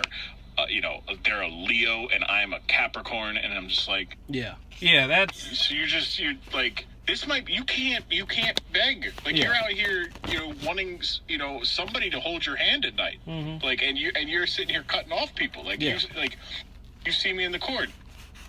I am open about the fact that I don't have a high self-esteem of myself. Therefore, I don't like that. I don't. You know, you can't be like, whoa, you can't. I'm too good for those type of women. Like, or those, you know, I have a preference. My preference is anybody who thinks I'm good, like good enough. Like, I'm not even good, just good enough. You know? Yeah. Hey man, I mean, yeah, I got you. It's funny, like the people, the pickiest people in the world. Sometimes it's like, you know, you might wanna calm it down a little bit, buddy. But that's a discussion for another day. We're over time. So I'm gonna just let me close it out real quick. Just you know, the inauguration is tomorrow. Could you talk about it, Grum? What do you have any thoughts that you'd like to share? Well, I have many thoughts. Okay. None of them pertain to the actual inauguration. It's just, you know. I like the Grum. Half of me, like, I don't know if you're also like this, but it's like half of me is like, I kind of want to see what is going to happen. Yeah. You know, there's all this hoopla about it. Yeah. Like, around the surrounding stuff. But also, I don't think mentally I could take like anything that happens again to just watch like right. a bunch of people realize that they're living in a shithole country. Yeah. I mean, like, yeah. That's the biggest. That was like that was with like the Capitol thing. That was the thing that like, on top of the obvious and objectively horrible things, it was the people who were like shocked. They're like, I can't believe this. It was happening in our country. This looks like Prague or something. It's like, motherfucker. Yeah. Have you not seen what like St. Louis looked like in 2015? Right. What Minnesota looked like this year? I'm with you. I mean, it's like, I don't mean to cut you off, but it's like, yeah. Personally, I figured something was going to happen. And, you know, if you read the papers and all this, like, they knew people were coming. But just, like, the sight of, you know, motherfuckers climbing the walls. And I was like, still jokes. Still jokes. Yeah. It's like, and that was the first, that was, like, the first image I saw, too. Because I had a buddy that texted me, but I was like, I like rolled over and went back to sleep, and then I woke up, turned on the news, and I'm like, what in the fuck is going on? So, dude, I gotta stop falling asleep during the day. Like, yeah. In the last like calendar year, I have fallen asleep and woke up to news that just doesn't seem real. Like, yeah. I woke up last year, took a nap, woke up the Sunday that Kobe me too. And his daughter died. Yeah. And I woke up and I got the alerts backwards. Right? Yeah. So I saw that his daughter died in a helicopter crash. I'm like, oh my God, that sucks for him. Like, that is terrible. And then I go onto Twitter and people are like, oh my God, rest in peace, Kobe. And I'm like, yeah. What? Yeah. And then there's other things waking up, you know, just like there's personal things like I'd wake up and like, oh my God, like, yeah, I missed 7 texts from these people. What the fuck happened? And it's come to find out like, oh, somebody just got in a car accident. They're fine. It's like, oh, okay. Like, that's good that they're okay, but Jesus Christ. Yeah. And then waking up, you know, during self-quarantining because I came into contact with somebody who was an assumed positive, and just waking up to the Capitol, like, being stormed by a bunch of, you know, white Christian terrorists. You know what? It legit reminded me of September 11th. In that, like, that's pretty much what I woke up into. Like, on like that day, I think I was like 9 or 10 years old, and my brother was up getting ready for work, and he was running around, and I'm like, what? And then he turns on the TV, and you see it, and I'm like, is this a movie? And yeah, so. Yeah, see, I went to school, like, I was at, I think it was like right before like first class, and I was in fourth grade, yeah. A new school too, so I don't really know anybody. It's early in the school year, and like watching the school like announcements, and then they just flip over to, you know, the ABC affiliate, and all of a sudden it's just like smoking Twin Towers, like, huh? Yeah. And then my mom pulls me out of school because she's, you know, scared shitless, and so she's like, I don't know what's going on. I was like, I'll go to your work they got toys here. I'm okay. Yeah, straight up, man. It's like, hopefully, you know, the world's crazy. Hopefully nothing.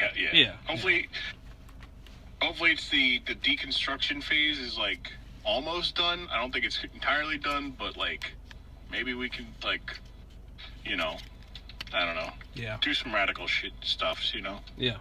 That's another pod. Next time, Grum, we'll talk about dismantling brick by brick. You know, you bring your giant's your giant sword, and I'll bring that. I'll bring the wildlings with me. Yes. There we go. And the dire wolves. Yep. I'll bring them. See, I've only watched the last season of Game of Thrones, which is wild. Which is, once again, we need to talk about that on another episode, because so. All right, but yeah, before we get out of here, Grum, you wanna give your Twitter or anything? You can follow me on Twitter, follow me on Instagram. I am Grum. It's like Tyler's Tyler I am, except Grum, and then it's I am Grum, or I am Groot. But Grum. Twitch.tv/tgrum. If no one said it to you yet today, allow me to be the first one to say it. I love you. Thank you. I hope you guys, you're good to yourselves, nice to people around you, and do something kind for a stranger. You know, simple as staying home if you don't got to go home or go out. There we go. Love you too, Grum. This is Hurricane once again. Kane _335 on Twitter. And oh yeah, before I get out, before we leave, one last thing. I was watching part 2 of the Tiger doc, and I just have to say, like, from the bottom of my heart, fuck Augusta National, maybe the Masters as a whole, but for sure Augusta National. Like, that was the first time I saw that press conference, and literally I was like, if I was Tiger Woods, I don't know if he won that tournament, but either way, I was like, if I was Tiger Woods, after that, I would have literally pulled my dick out on the 18th green and pissed. Like, I don't give a fuck. You guys, like, yeah, it would have been bad. They would have had to shoot me. Like, I'm like, no, sir. That, my God, so I just had to say that from the bottom of my heart. Fuck y'all. Yeah. So, from me and Grum, I know Grum feel the same way. I co-sign. I also would have pulled my dick out. And there we go. We would have did it together. Joined hands even. All right, boy. I appreciate it. Thanks for having me on, man. And we back. That was Splash Brothers Luncheon, Grum and Hurricane. Couple thoughts. And boy, Hurricane was shuffling some papers or something. Like he sound like David Letterman. The motherfucker dealing some cards. Y'all hear that? What was it? Boy, Hurricane had his jean shorts laid out, man. He waiting for that Deshaun news. He got the jean shorts. He got the Dak jersey. Away version, of course. And the Jordan 13s just waiting like first day of school just to find out that Deshaun Watson has not been traded to the Dallas Cowboys. It's really unfortunate, man.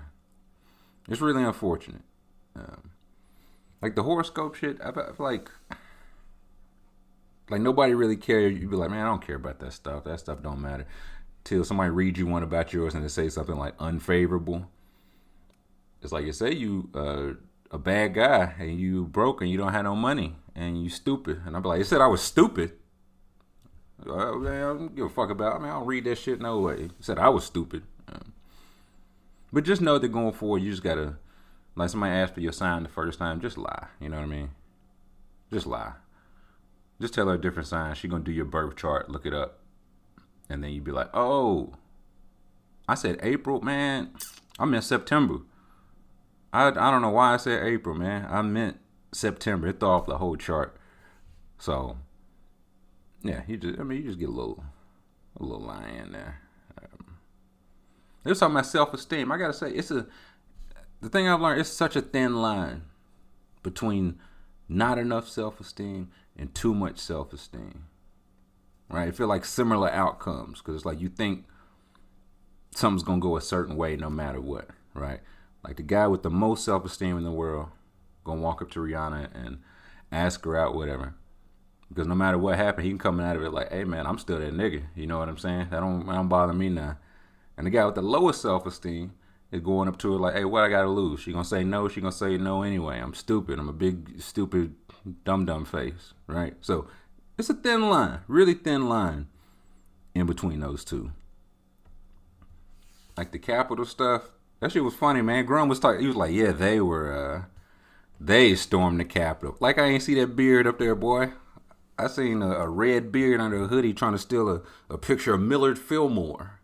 I said, I know that beard. I said, that look like Macho Grum up there. But you know what I'm saying? Snitching ain't really my scene. But it is funny to like see all the people. It's like, yes, we did it.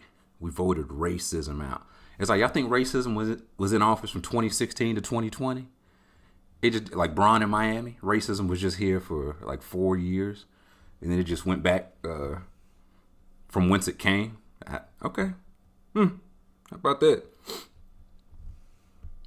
I gotta ask this too. Do y'all think like the Capitol storm, is that gonna be like a remembered date? Like they talk 9/11, it won't be. You say 9/11, people.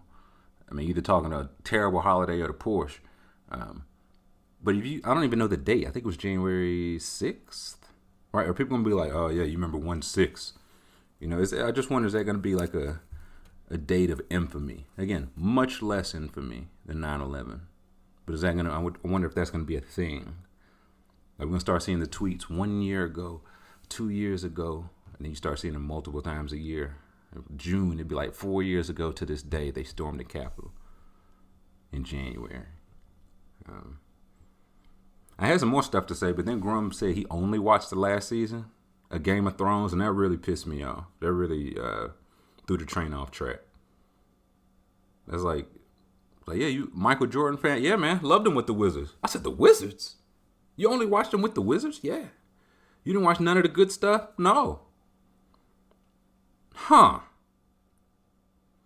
And that Tiger died? Yeah, I'm 100% on board. The way the Augusta people talking about he let down my kids and grandkids. Man, fuck your grandkids, dog. How about I made millions? How about I'm Tiger Woods and I made you and your grandkids some meals? How about that? And something I've always wondered. The car crash with Tiger, right? When him and his wife was going through whatever. That boy was zan to the moon. He came out and crashed the car. He was laying on the pavement, which I didn't know that part. How different is everything if Tiger died in that crash? That's just something. That's just where my morbid mind goes. Like if everything was exactly the same, but he just, it's like, yeah, no, he's in the hospital. He's not doing well. Tiger Woods just dies from that crash. Do we still get like crucified for the cheating?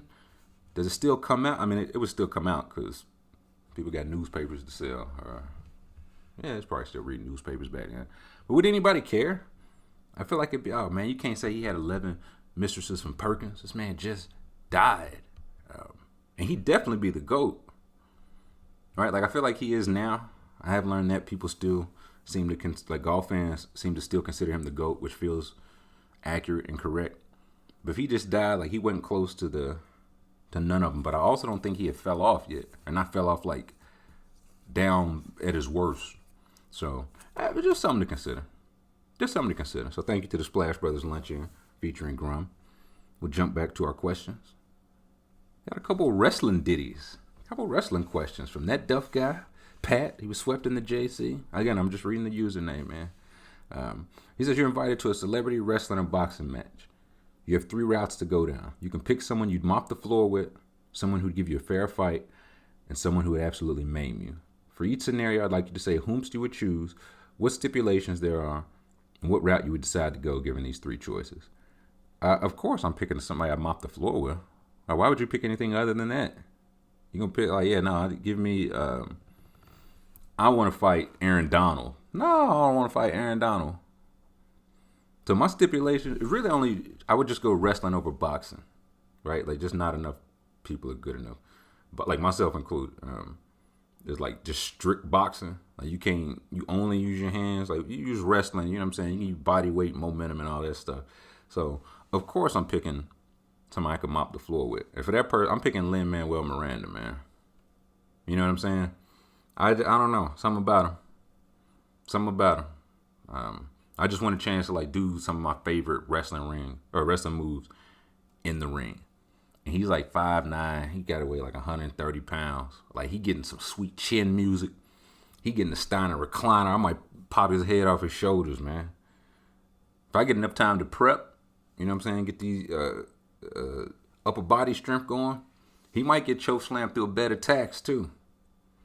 So definitely Lin-Manuel Miranda. The fair fight, I think it would just have to be like a class of 4th graders. Like, I don't know, whoever on Young Sheldon, that's apparently a show. I thought it was a skit on the NFL Nickelodeon broadcast. But I just want to see, like, how many I can just get out of the paint, like Royal Rumble style. That feels fair, right? Because at some point, I'll get tired and they'll overcome me, like, you know what I'm saying, an ant on some food. But the first, like, 10, 15, 20, I'm chucking kids out of the ring. That ain't no problem. Word to Coach Aaron Cromer. And if I had to pick somebody to maim me, Chloe Bailey from Chloe and Halle.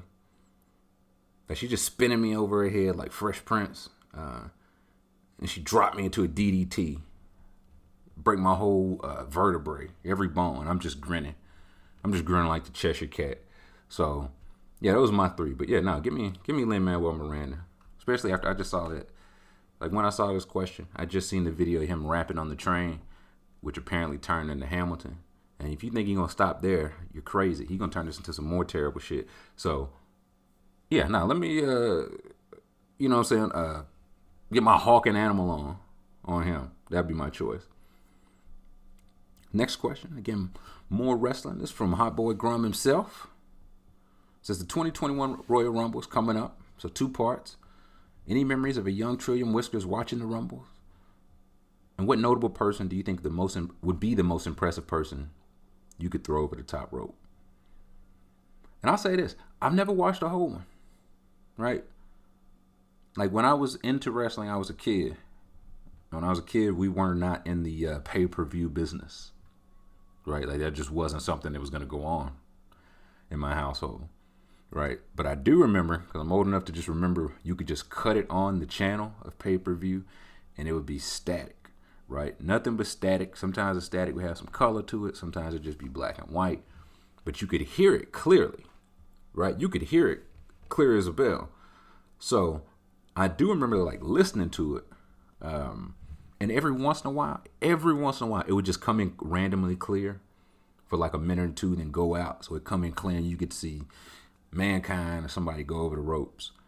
I feel like I've seen some like later on. I feel like my uncle had like the tapes and we'd watch it like after the fact. But I don't think I've ever seen a full one. And I know I've never seen a full one live. But you just pick up your sense of hearing, man. It's like it sound like the Undertaker getting his ass whooped. Pow, pow, Oh yeah, now the Taker definitely getting his ass whooped. You just got to listen for it, like Ray Charles. So yeah, like when I like had the money to buy it, I wasn't really into wrestling. Like that's basically me now. I could get it, but I don't really care about wrestling that much. And like now that I'm a little bit back in, I'll probably catch the stream. I wish I had illegal streams in my day, but I'll probably catch the stream. I know it's coming up at the end of this month. And the most notable person I can get over the top rope, I think it'd be Crew, man. I think I could get Crew over the top rope. Like if you just look at Crew, he's top heavy. Just look at him. Just Google CRU. Look up Crew. He's top heavy. Man, let's all take a look at him. Just a quick look at Crew and then never again. I could definitely get Crew over the top rope, man. Like that ain't no problem. Next question. It's from Burger. Burger says, what's the one show you'd love to have on as background noise? Shows like Chopped or Shark Tank come to mind for me.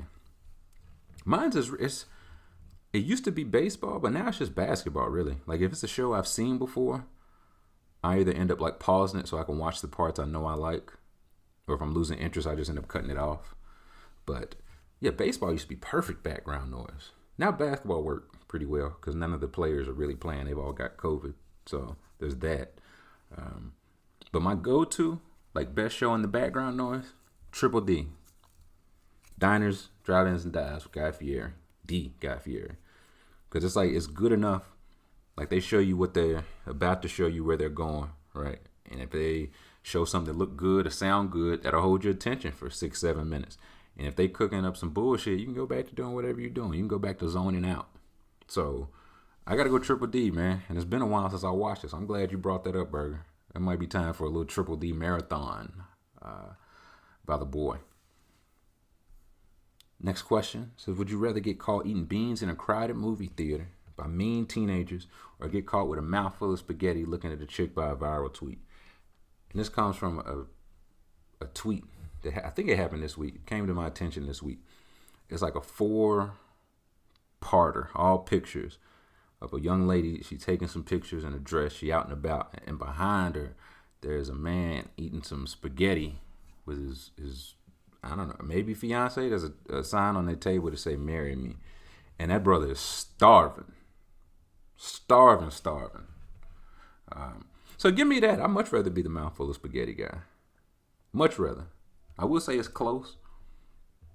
Because spaghetti is like by far the worst of pasta, right? But, I mean, who hadn't been in those shoes, man? You eating some spaghetti, your girl feeding it to you while you looking at somebody else take pictures for Twitter. Who among us? You know what I'm saying? And his girl, she didn't really care about him looking. And he had a girl. You know what I'm saying? And again, and the marry me sign, she was wiping his mouth. She was cutting his spaghetti. She was doing like the airplane and into his mouth. Like, that's easy money. Like, beans in the theater, that's deviant behavior. I don't support that. I don't support that by any means. So, yeah, definitely give me spaghetti starving, brother. Yes, sir. Next question.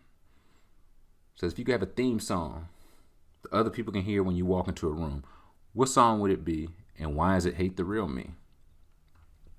That's a good one. But I had 3 came to mind.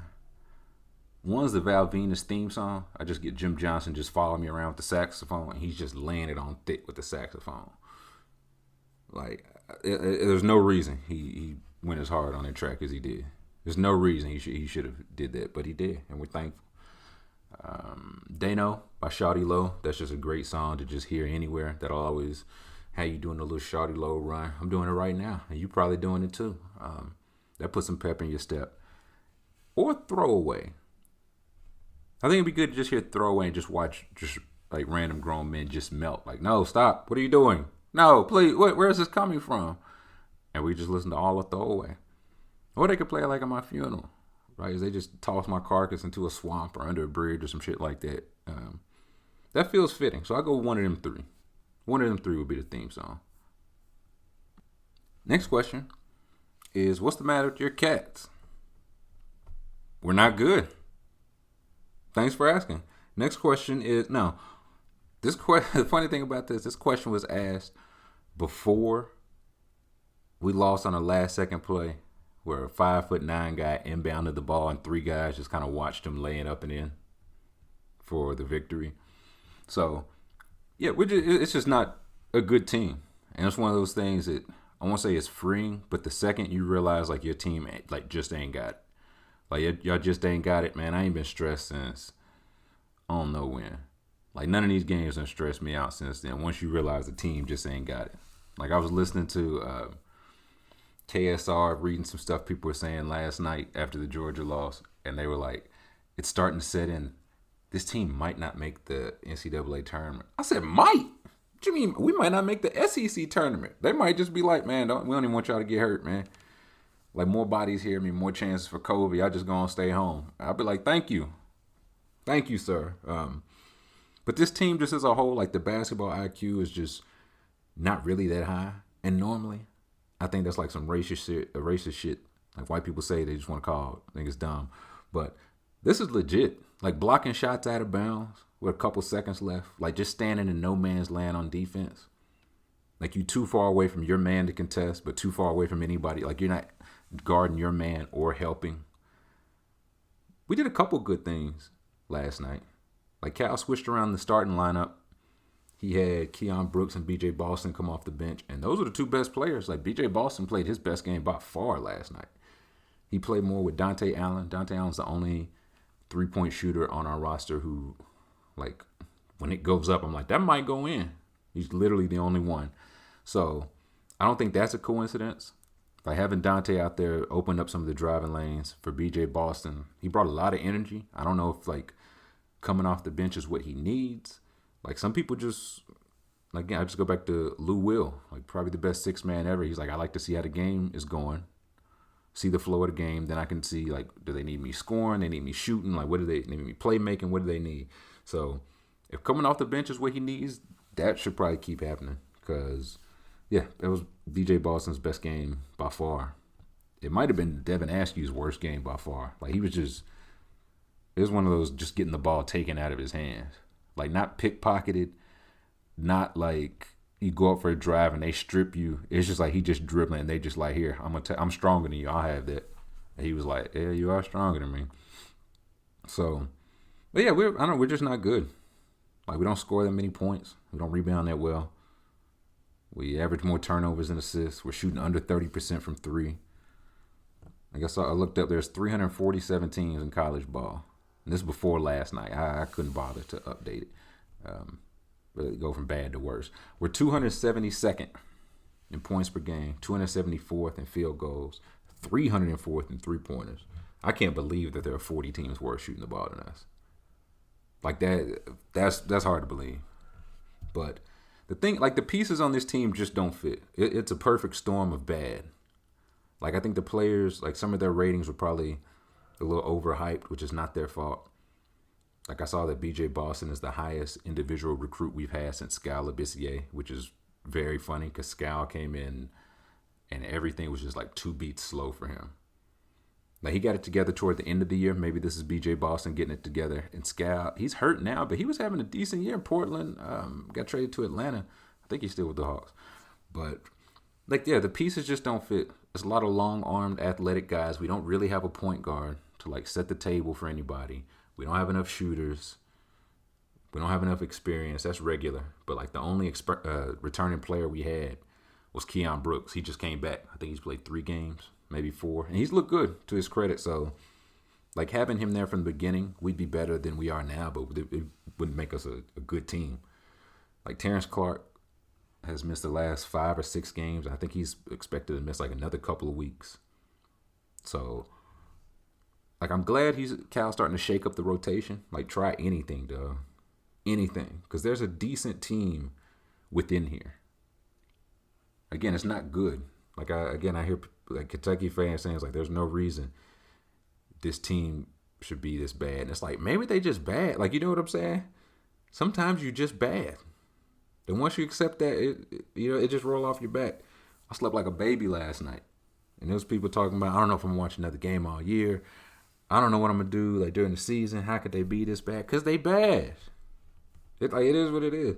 But since you asked, I would start Isaiah Jackson at the big man. One thing we keep playing 2 bigs or 3 bigs. It's just not working.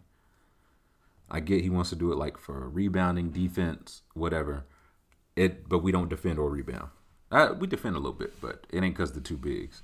So I would start Isaiah Jackson, Keon Brooks, Dante Allen, Davion Mintz, and Devin Askew. And off the bench, I bring Olivier Sarr, Jacob Toppin, B.J. Boston, and Terrence Clark. That's the 10. And B.J. looked good yesterday, but he's just not ready. For one and done, he just hasn't shown that ability yet. He's not really explosive enough or quick enough or strong enough as an athlete. He doesn't really provide anything when he doesn't have the ball. It's not oh, you got to guard him in the corner. You don't. He's shooting 17% from 3. Or going into yesterday's game, he was shooting 35 from the field, 17% from 3. And so it's he's not ready.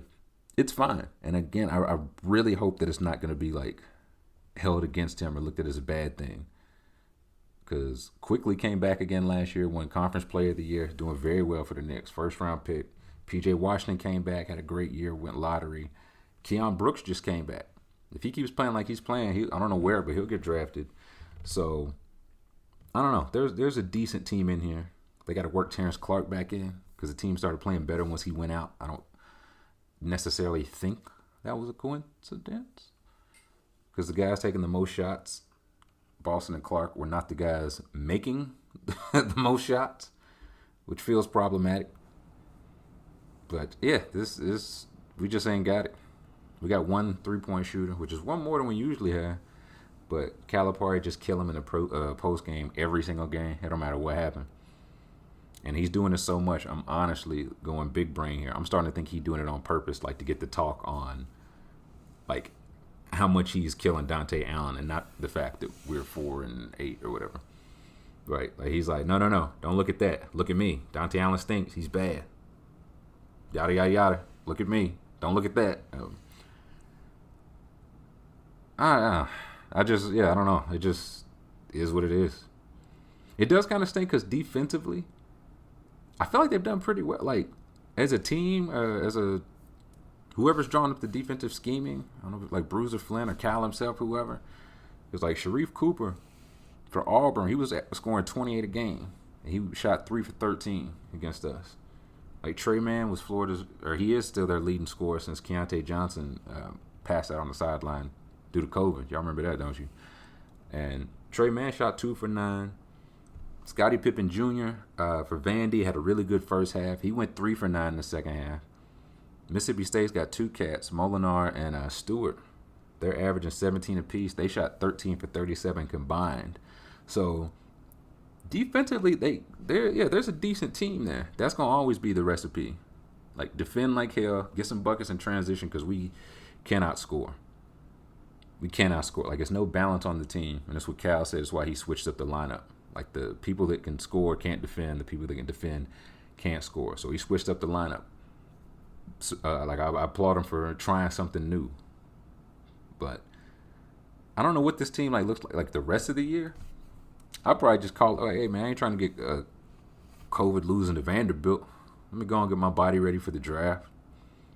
Like Olivier Sarr and Mintz, those guys are seniors. Cam Fletcher, he was the guy who, like, he was crying on the bench.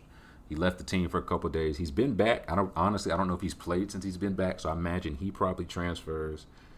Boston and Clark are interesting though. Like, they came in to be one and done, but they haven't been good. There's no real way around it. But I do think Boston, he's struggling, like, to the point it might still get him first round. They're like, there's no way he's this bad.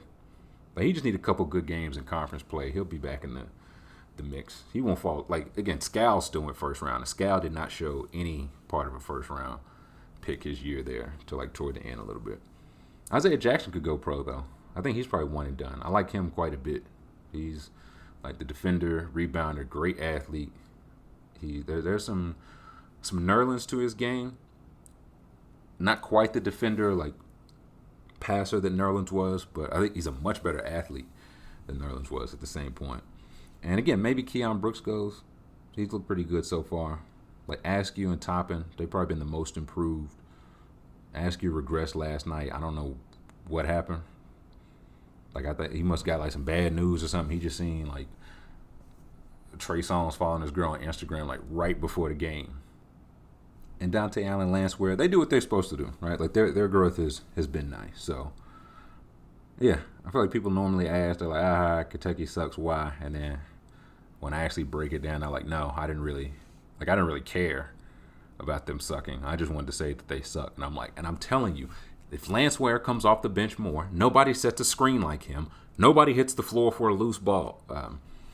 But next question from Bill 3 Mac says, hey, Whiskers, wanted to get another Baby Boy of the Week segment. I know yourself, Elijah Squid, and a few other Spurs or UK fans have known about him for a while. Could you take a second to talk about Keldon Johnson and what seems to be his inevitable meteoric rise to supplant LeBron James as the best player in the NBA?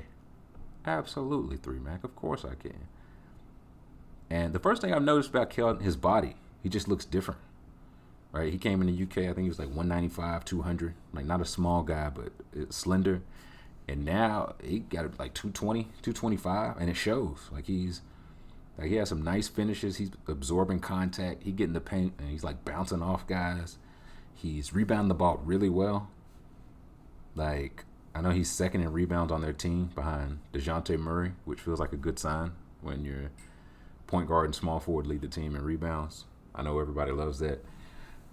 It's like a passer, not a great passer, but, like, you know, the Spurs don't do no, like, selfish players. You're going to move the ball. Defensively, he'll be fine. Like, 6'9" wingspan. He'll at least be versatile in theory against across a couple positions. And he's a lot further along than I thought he'd be, especially this early. Like, this is really just year 2 for him. And, like, his season 1 was cut in half or cut short early due to COVID, and year 2 started late due to COVID. So he's put in work in that meantime, and I'm very proud of him. Very proud. I gotta say, I talked about Keldon a couple weeks ago, so he can't be Baby Boy of the Week. This week's Baby Boy of the Week, I gotta get back to doing this. I gotta go Julius Randle, man. Gotta go Julius Randle. Right now, he's averaging 23, 11 boards, 6 assists, shooting 48, 36% from 3, 77 from the line. He's leading the points, rebounds, and assists for a playoff team. Like, right now, the Knicks are the 6th seed, I believe. And he's doing the Big Apple, man. I'm so proud. And it was like, he had a cute start. He was balling early on, and people are like, okay, yeah, it was a couple games in December. But now, we coming up on like 15 games in. That's 20% of the season. And he's still balling. Like, I don't know when I know they're not doing the All-Star game, but they'll still do votes and stuff. And if they started right now, he'd have to be an All-Star. Like, there's no other way around it. Ain't a whole lot of people doing them numbers in the league. Nonetheless, the East, like, their team hasn't been very good. They're 27th in offense, but 7th in defense. And I'm just saying, that's the formula that got Derrick Rose an MVP. So, just something to keep in mind. When I come at you with a Julius Randle for MVP prop bet, you can go the other way and make a little lunch money. But I've seen the trade talks heating up. Like, they sell high on him. Like, they did it for Marcus Morris, got a first-round pick. Not sure what they'd be looking for. But if you can get like 8 first-round picks like they did for Harden, you can get that for Julius, I think they should do it. Yeah, I think that's something I would definitely look into doing. Next question says, going off of 3 being an awful number for Oliver Miller, and boy, what a terrible look for the old man. What are the best/worst numbers for different basketball body types? My body types are tiny, like Muggsy, stout, like Raymond Felton, stick, like Manute Bol, jumbo, like Shaq, obese, Oliver Miller, and any others you may think of. Okay, so for the tiny guys, like Muggsy was number 1 in Charlotte. I think that's the look, man. Like, 1 looks so good on Muggsy. I feel like it goes like starting back to when you playing like youth ball or whatever. Like the jerseys you get just go up like in size by the number, right? Like 1's the smallest jersey they had. That was always going to be Muggsy. He was always going to be the smallest on his team. Number 22 was always Big Charles McGraw. You know what I'm saying? So 1 on the tiny guys. I think Earl Boykins wore 11. He doubled it up, but 1 would have been a good look on Boykins too. Stout, I would say, see, when I think stout, I was thinking more like Zebo. You know what I'm saying? Like, that's stout. Raymond Felton, even more jumbo. You know what I'm saying? Respectfully, but jumbo. So stout, I think of anything in the 50s, man. Like, Zebo looked good in the 50s. David Robinson comes to mind, like the 50. And maybe that's more brolic than stout. But I feel like if it starts with a 5, you can't really go wrong with that. The stick, like Manute Bol, that's where you go 11, Earl Boykins. Like Manute Bol wore 11, Yao Ming wore 11. Like, play into it.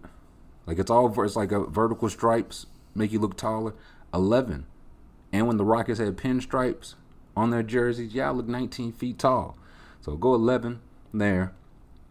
Or I like how KD went the other way. KD was always slender, but he wore 35, right? 35, both numbers are obese numbers.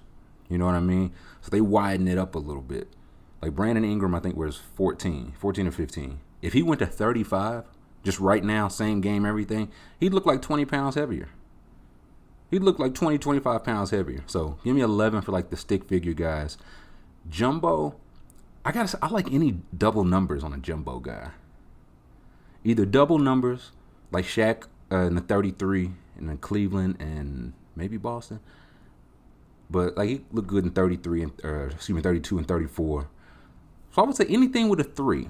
I feel like it kind of softens that jumbo. Like, you got a lot of material, right? Let that 3 take up some of it.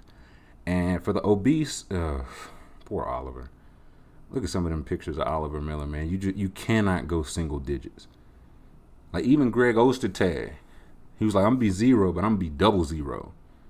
You can go single 0. That's chaos. Oliver Miller wore number 2, number 3, number 8, just horrible looks.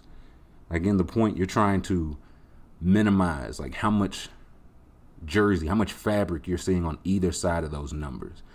And he's not obese, but like 77 don't look bad on Luka, man. Like, coming in, I was like, 77? Like, you got to be like mighty cold to pull that off. Well, as it would appear, the boy's mighty cold. So 77 works. Next question from Roby X. Roby X says, where does an own goal in soccer, say in a World Cup game or whatever the most important tournament of the time is, rank in the top 10 sports embarrassments? To that, I say any sports embarrassment ranks behind the butt fumble. Great name, just a great play all around. And the butt fumble is so funny. Like, it's the Jets, you know what I'm saying? We can just laugh at the Jets. There's no remorse. Nobody gonna come down on you for laughing at the Jets.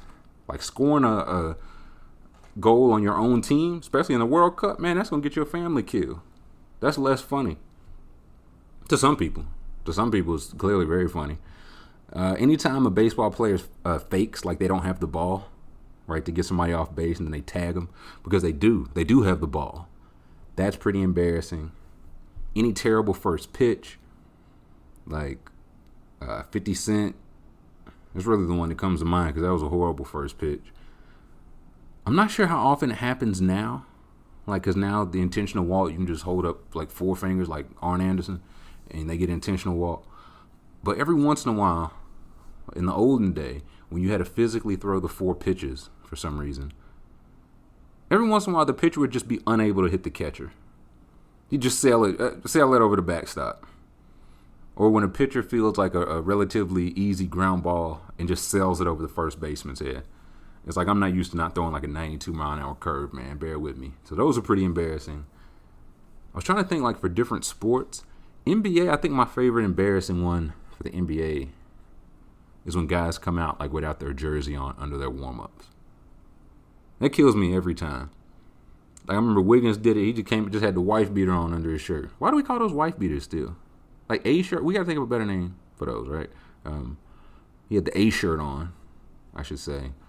But I remember Danielle Marshall did it for the Cavs.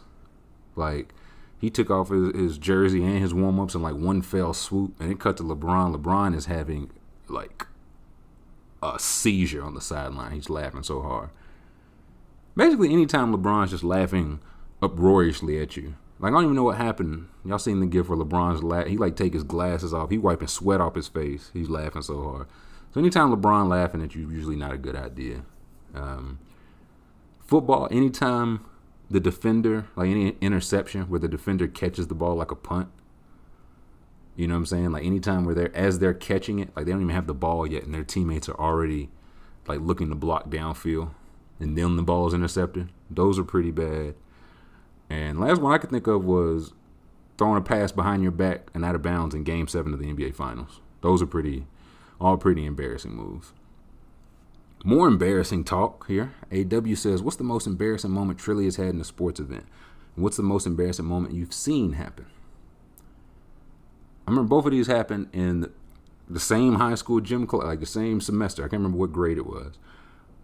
But, you go in the gym, you change clothes, and you basically just get free run. So a friend of mine and myself used to play basically 2-on-2 against these other guys like every single day. And one day, I can't remember if my partner had to leave earlier, or he didn't show up, or for whatever reason. So me and one of the guys ended up playing 1-on-1. Now, I've never liked playing 1-on-1. Like, I'm not good at 2-on-2 or 3-on-3, 4-on-4, so on and so forth. But the things I do well on a basketball court don't show through 1-on-1. You know what I'm saying? I'm a heads-up player. I make the extra pass. You know what I'm saying? But you can't do that in 1-on-1. So we were playing 1-on-1. I wasn't good. Like, this guy was just a better 1-on-1 basketball player than me. 2-on-2, we would clean him up. But 1-on-1, he was just a better player than me. I wasn't going to win that game. But I got up. It was either like 1-zip, 2-1. It wasn't, you know what I'm saying? It was early in the game, but I was up. And I remember I laid it up. I dunked it. 360, dunked it. I laid it up, came down on my ankle like so hard. I remember like just the pain immediately. Like I went to the ground. I remember thinking like I don't want to look. Like I feel like my ankle's not going to be on my foot anymore. Like I feel like I rolled it and snapped it completely off. Right. And so like a lot was going on. We were playing on one of the side courts. And so not a lot of people saw me go down the first time. Right. So I tried to like hop back up. Like I still didn't look at it. I was like, okay, like I'm fine. Get back up. I got back up, took one step immediately, and just went, oh! I just remember the, oh! And just immediately fell back down. So at that point, everybody saw it. And everybody, with this fell. And we didn't get to finish the game. So it seemed like I was like faking the injury to get out of the game. And I really wasn't. Like I knew I was going to lose early, so I was going to talk my little shit while I was up 2-1. Then I snapped my ankle off my foot, man. I had a grade 3 sprain. And I remember the doctor saying, like, man, I've seen, like, breaks, right? They were like, that'll heal quicker than this. So that wasn't great. It was either that or at a different time, one of the times we were playing 5-on-5, I remember I went up, got a rebound in traffic. Again, I do things that you know what I'm saying, the ultimate team player. Got a rebound in traffic, went down to power dribble, and I remember just hearing somebody say, shoot it. Right? And I was like, yeah, that's what I'll do. I'll shoot it. So power dribble, I go back up. I'm talking about as soon as the ball leave my hand, this 6'5" guy just punched it. Just blocked my shit. And I realized he was the one that yelled, shoot it. He set me up. I couldn't believe it. I thought that was a teammate of mine. It's like when somebody, just shout, hey, pass me the ball. And you just pass it. You're just not used to hearing that. He said, shoot it. And I shot it. He was like, get that shit out of here. And that hurt my feelings. But the most embarrassing thing I've seen was this same 6'5" guy got dunked on by a guy. Not even kidding. That guy might have been 5'5", 5'6" top, like just not a very tall guy. But the thing was, not a lot of people knew this like 5'5" guy could even dunk. Right? Now I'd seen him do it like at a previous occasion, one of those, you can't dunk. And I saw this man dunk in jeans. Like, the jeans at the time was, substantial denim. So this man could really fly. But the 6'5" guy, same one that blocked me, baited me, motherfucker, did not know. And so I remember I was watching at the other end of the court, just watching the game. And I don't know if he like pump faked and he's coming straight down the lane. And the 6'5" guy jumps too, because he's like, yeah, I'm about to smother this shot. And the 5'5" like just crammed on him. One hand crammed on him. And like the game ended. They didn't finish. It was just one of those like, oh, like everybody just like walked out. They could never, I don't even know what happened. I know they didn't finish that damn game. I remember that. So it felt like some revenge because he told me to shoot and he wasn't on my team. You can't do that. That's illegal. You cannot do that. So that's the most embarrassing moments I've had and seen in person. Next question from L. Broads. Broad says, with the presidential inauguration this week, I must know, Trilly, if you could select one person to be president of the United States, who would it be? Doesn't have to be a politician, nor anyone you think would actually do a good job. My only rule is that you pick someone assuming they will be in office for 8 years. Keep that in mind. Thanks. I got you, L. Broads. I feel like the person I want for president is somebody that doesn't want the job. Right? Like a career politician, you know what I'm saying? Politicians, they want to be president from the time they like 14. They've been in every single club trying to be president. Or they've been on reality TV and committing multiple crimes and then they're president. But no career politicians here, right? But I also want somebody who's been in the spotlight long enough to where they can't be like milkshake ducked. You know what I'm saying? With anything we don't know about. Like, oh, look, he is a good guy. Oh, we found some old tweets of him using the hard F. He's out of here. So that's one of my criteria. 2, you can't need the money, right? Like nobody that go into president do it for the money. They make like veterans minimum. You sign a 10-day contract and make more than the damn president. But you can't need the money or the boost that comes from it, right? Like the money from being president ain't even being president, is afterwards. Like the speaking deals, going on tour, writing books, documentaries, whatever, all that. So you can't need that. So the person I came up with, the person I would like to be president, is Keanu Reeves. And the reason I would like Keanu Reeves to be president, he just seemed like a nice guy. Don't you just want to have a beer with that guy? There's just so many stories of him just being like a nice guy and like not like I guess I can't say nice. The internet taught me that nice is like performative. I guess just like a genuinely kind person. Like his stories of him like giving away or turning down some of his Matrix salary to make sure that the crew that worked there got paid. He's like donated millions, started funds to donate to like children's hospitals and cancer research. It was a whole thread of him. I remember they did pictures he's taken with women, either like famous or like fans or whatever. And he always does like the hover hand, right? Like never the hand around the waist or anything like that. Does the hover hand. We love a respectful king. I read he gave like his stuntmen in a movie like all these nice ass Harley Davidsons. I remember I saw Octavia Spencer. She told a story like a long time ago.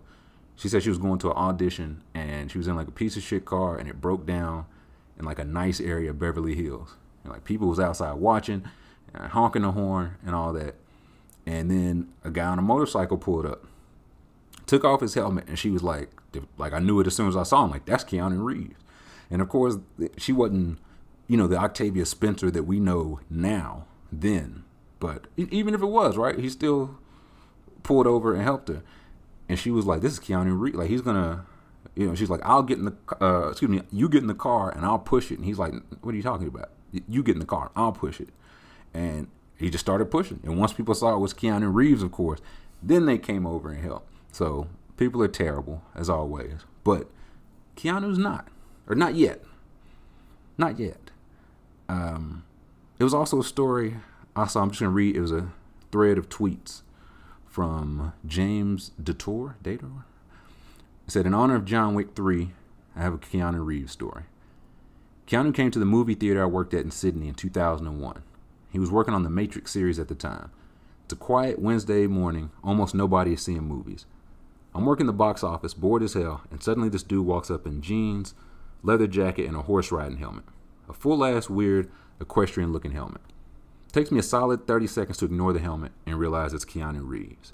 He wants to buy a ticket for From Hell, the Johnny Depp movie. I'm so fucking starstruck. I do what any sensible 16-year-old does and tell him I'd like to give him my employee discount. This means he needs to sign my sheet and therefore I have his autograph. I don't work here, Keanu says, seemingly confused by my offer. I'm flustered and just charge him the normal price, kicking myself after for not getting his autograph. 2 minutes later, there's a knock on the door. That's a knock. Behind me that leads into the box office. I assume it's my manager. It's Keanu. I realize you probably wanted my autograph, he says, so I signed this. He hands me a receipt from the concession stand that he signed on the back. He then casually throws an ice cream cone in the trash can and sees the movie. I realized later that he bought an ice cream cone he didn't want just to get receipt paper so he could scribble his autograph for a 16-year-old idiot. That's the type of nice guy I want as a president, right? He does the right things when nobody's looking. He, he just saw somebody that needs help. That's the type of president we need. Like, hey, some people need help. Let's help them. He don't need the money. He don't do it for the money. He let me handle the money. I handle Keanu Reeves' money for some reason. But, yeah, let me get the President Keanu Reeves. Let's get at a try for 8 years.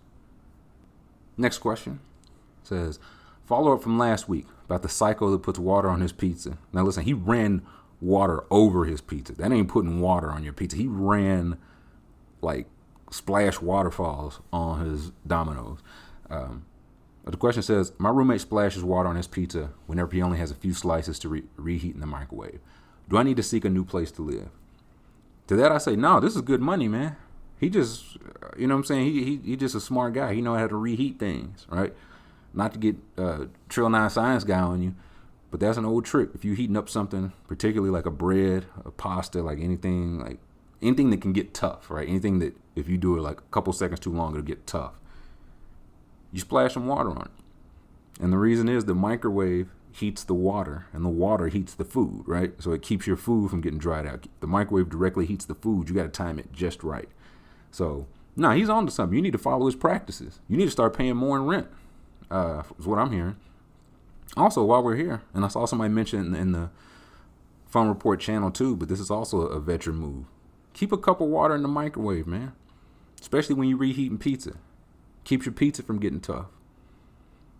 Like again, the water absorbs some of the heat and it's just out of the way. It makes it really tough to overheat your pizza. So that's just a little microwaving with Trilly tidbit to help out. Next question says, Trilly, I recently found out that not everybody has an inner monologue. Of course, meaning their thoughts aren't vocalized in their head in their own voice. I can't totally understand how that works, but part of me is envious of it. I'm tired of hearing my thoughts in every song stuck in my head 24/7. Assuming you're part of the majority who have an inner monologue, would you rather that or dead silence in your head at all times? Also, if you could have one voice narrate your inner thoughts besides your own, who would it be? Snoop would be very hilarious for me. One, I say the people who don't have that are lying. Okay? They're lying. I don't believe that for a second. And two, like having a song stuck in your head used to be really bad. Like if you had a song stuck in your head in 1996 and didn't know what it was, you just had to. What's that song to go? Do do do do do do do do do do do do do do. Or somebody be like the Star Spangled Banner. You're like, does it sound like the fucking Star Spangled Banner? And they don't know what you're talking about. Now, well, again, even if you could find out the song, you had to find out a way to like hear it. There wasn't no YouTube, right? Now, if it's like, okay, I know there's a song somebody sings. Right, you can either go to the artist, go to the YouTube page, Google some of the lyrics. If you got Shazam, you hold your phone up to Rap Genius. Like, you know what I'm saying? You could do a voice. That's the best thing about voice notes on Twitter. I hadn't had to use it yet, but if I ever get a song in my head and I can't figure out how it go, That's what how else can you ask 100,000 people, like, hey, what song is this? Somebody gonna know. So, nah, give me that all day. I can't imagine, like, silence mean I got to be alone with my thoughts. I don't want that. But the voice I think I want Nina Simone. I think I want Nina Simone's voice saying my thoughts, but in her voice. But in my head, but in her voice. Like, just a tremendous, like, singing voice, but her talking voice. Like, if you've ever heard her talk, if you haven't, I recommend looking up any interview where she's talking. Like, she has an accent so thick that I thought she was from, like, the island. I was like, what part of the Caribbean this woman from? She ain't from the Caribbean. She's just from North Carolina, right? Like, they both basically different countries. But yeah, just a wonderful accent. I'd like to hear that in my head at all times. Question from Comrade Connor says, I'd love to get your answer to the question in this tweet. And the tweet is from @TV's Kevin Lanigan. It says, you can technically be sworn into the presidency on anything. Doesn't have to be a Bible. What would you be sworn in on? A giant ham? Definitely a giant ham. No, I feel like the only option here is that pizza. You know what I'm saying? And I think you all know exactly which one I'm talking about. Like, that pizza. I think about that pizza quite a bit. I think about it quite a bit. And if you don't know about that pizza, it was a picture. It's probably a couple years ago now on Twitter, right? And it was like a woman that she was in like a bra and panties, whatever, provocative. She was scantily clad, and it was a picture, or not even a picture. She had a pizza with her, full-size pepperoni pizza, and it was like me at the pizza. And 100% of the people, it was overwhelmingly, we were all like, the pizza. Everybody wanted the pizza. That's how good the pizza looked. Like 100% of the people was like, hey, bitch, get out the way, man. Like, put the pizza on the phone. I didn't call to talk to you. Put the pizza on the phone. So if I could just swear in on a giant pizza, man, that's what I'm going to make Keanu swear in on. Because if he lie on a giant pizza, he'll never get my faith or my trust ever again.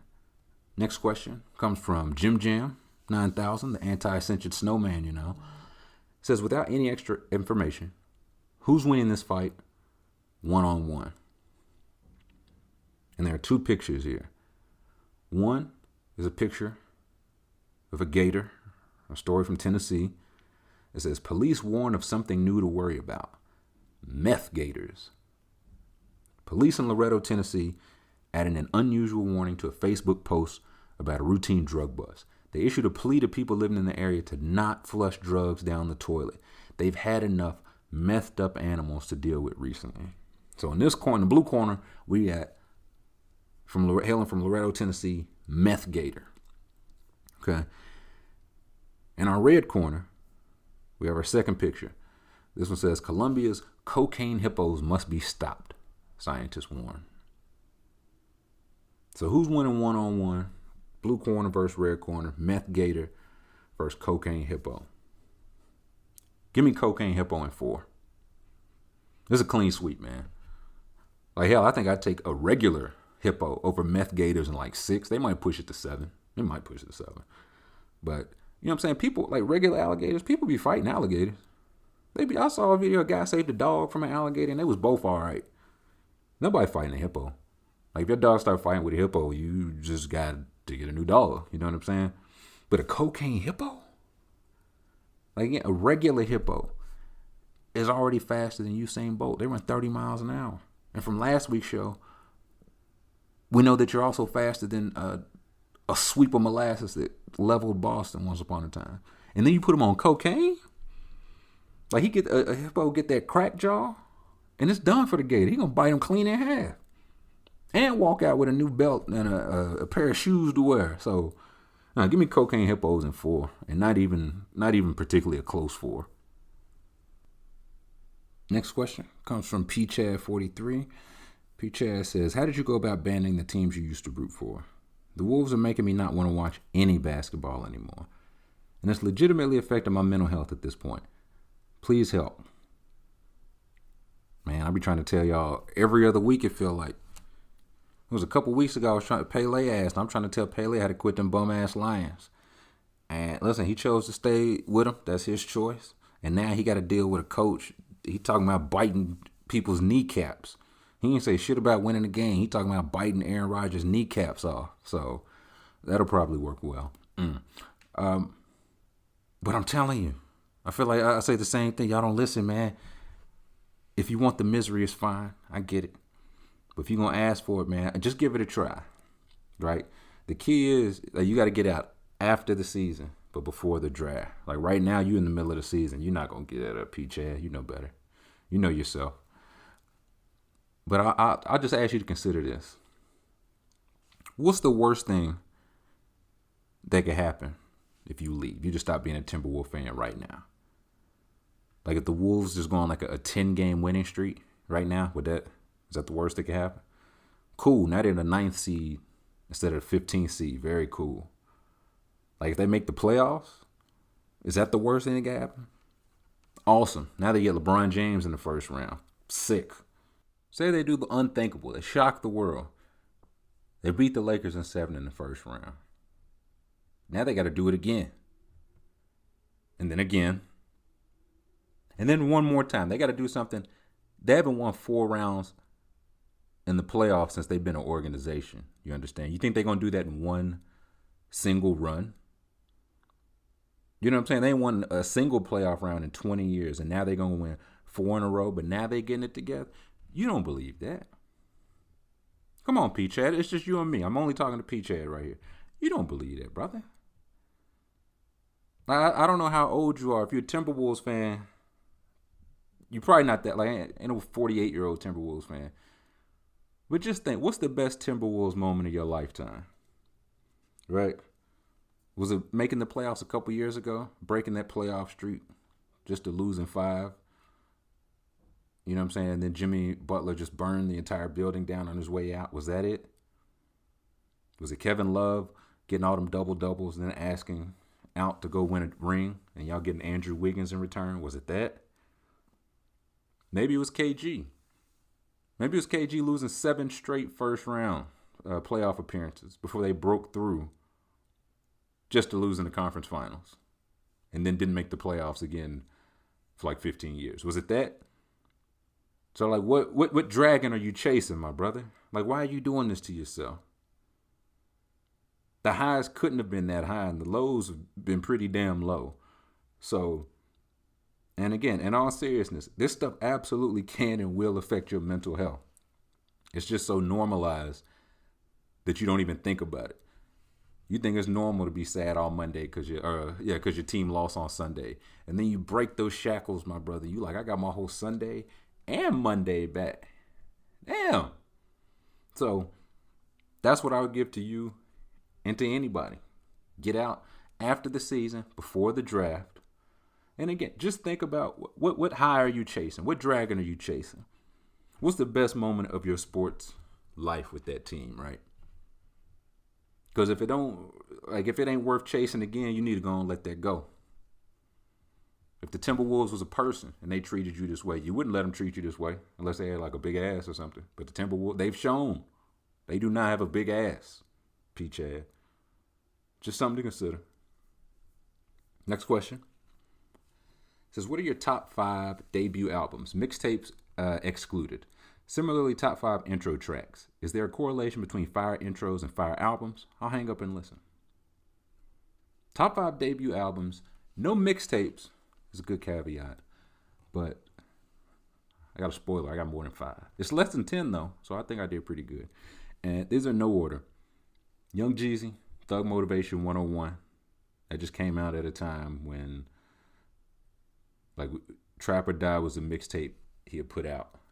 And anytime it's like a fire mixtape, it's always, I never really quite got it, right? Like it's always like, hey, there's people that are like, it's mixtapes and it's albums. Anybody can make a good mixtape. Can you make a good album? And I've always just been of the thinking like, listen, if I can like play it on my iPod or my Zune, you know what I'm saying? Or my Apple Music, whatever. I don't care what you call it. You can call it whatever you want. But it was like, can that live up to it? And boy, did Thug Motivation 101 live up to it. Everybody was listening to that when it came out. Clips, Lord Willing, another banger of a debut album. Kanye West, College Dropout. Listen, that came out at a time I wasn't even in college yet, but I knew that I didn't want to go to college, right? So I was like, hey, man, this nigga just like me. So that was a great debut. Get Rich or Die Trying by 50. Great album. Great debut album. Reasonable Doubt. Finally Rich by Chief Keef. That was probably the first. That was what really got me into Chief Keef. So that's just a personal favorite. Lupe, Food and Liquor. Just a tremendous debut. His first two, as a matter of fact. But Food and Liquor was tremendous. And Nelly, Country Grammar, man. I think Country Grammar was the first album I remember is like in school, like you have to have, like you need to have some version of this. The tape, the CD, 8-track, whatever you got, you need to be listening to Country Grammar. So those are the best debuts I've got. The best intros, again, I got more than 5. I'm sorry. But less than 10. So you're welcome. Future, Thought It Was a Drought. Again, these are no order. But Future, Thought It Was a Drought. Because, again, it was like the real concern. He had put out the 3 mixtapes. And it was like, all right, is he going to drop an album? Can it live up to the album? And that really hurt my feelings because people were acting like they didn't hear Honest, that like the album Honest. And they act like they didn't have bangers on it. So, kind of wild. But, like, the build up, the song starts, the beat is cryptic, I don't even know, like haunting. He's mixing up the lean. He starts with an iconic bar.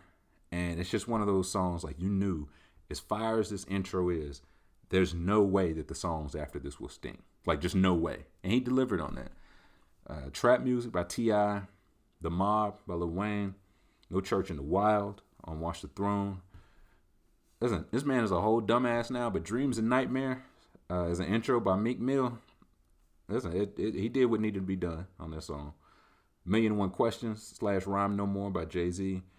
And What Up Gangsta, 50 Cent. Like, you heard the quarter dropping. I just remember the whole debate was like, was he dropping, was it 1 quarter hitting the table? Was it, he dropped 2 quarters? Did he drop a 50-cent piece?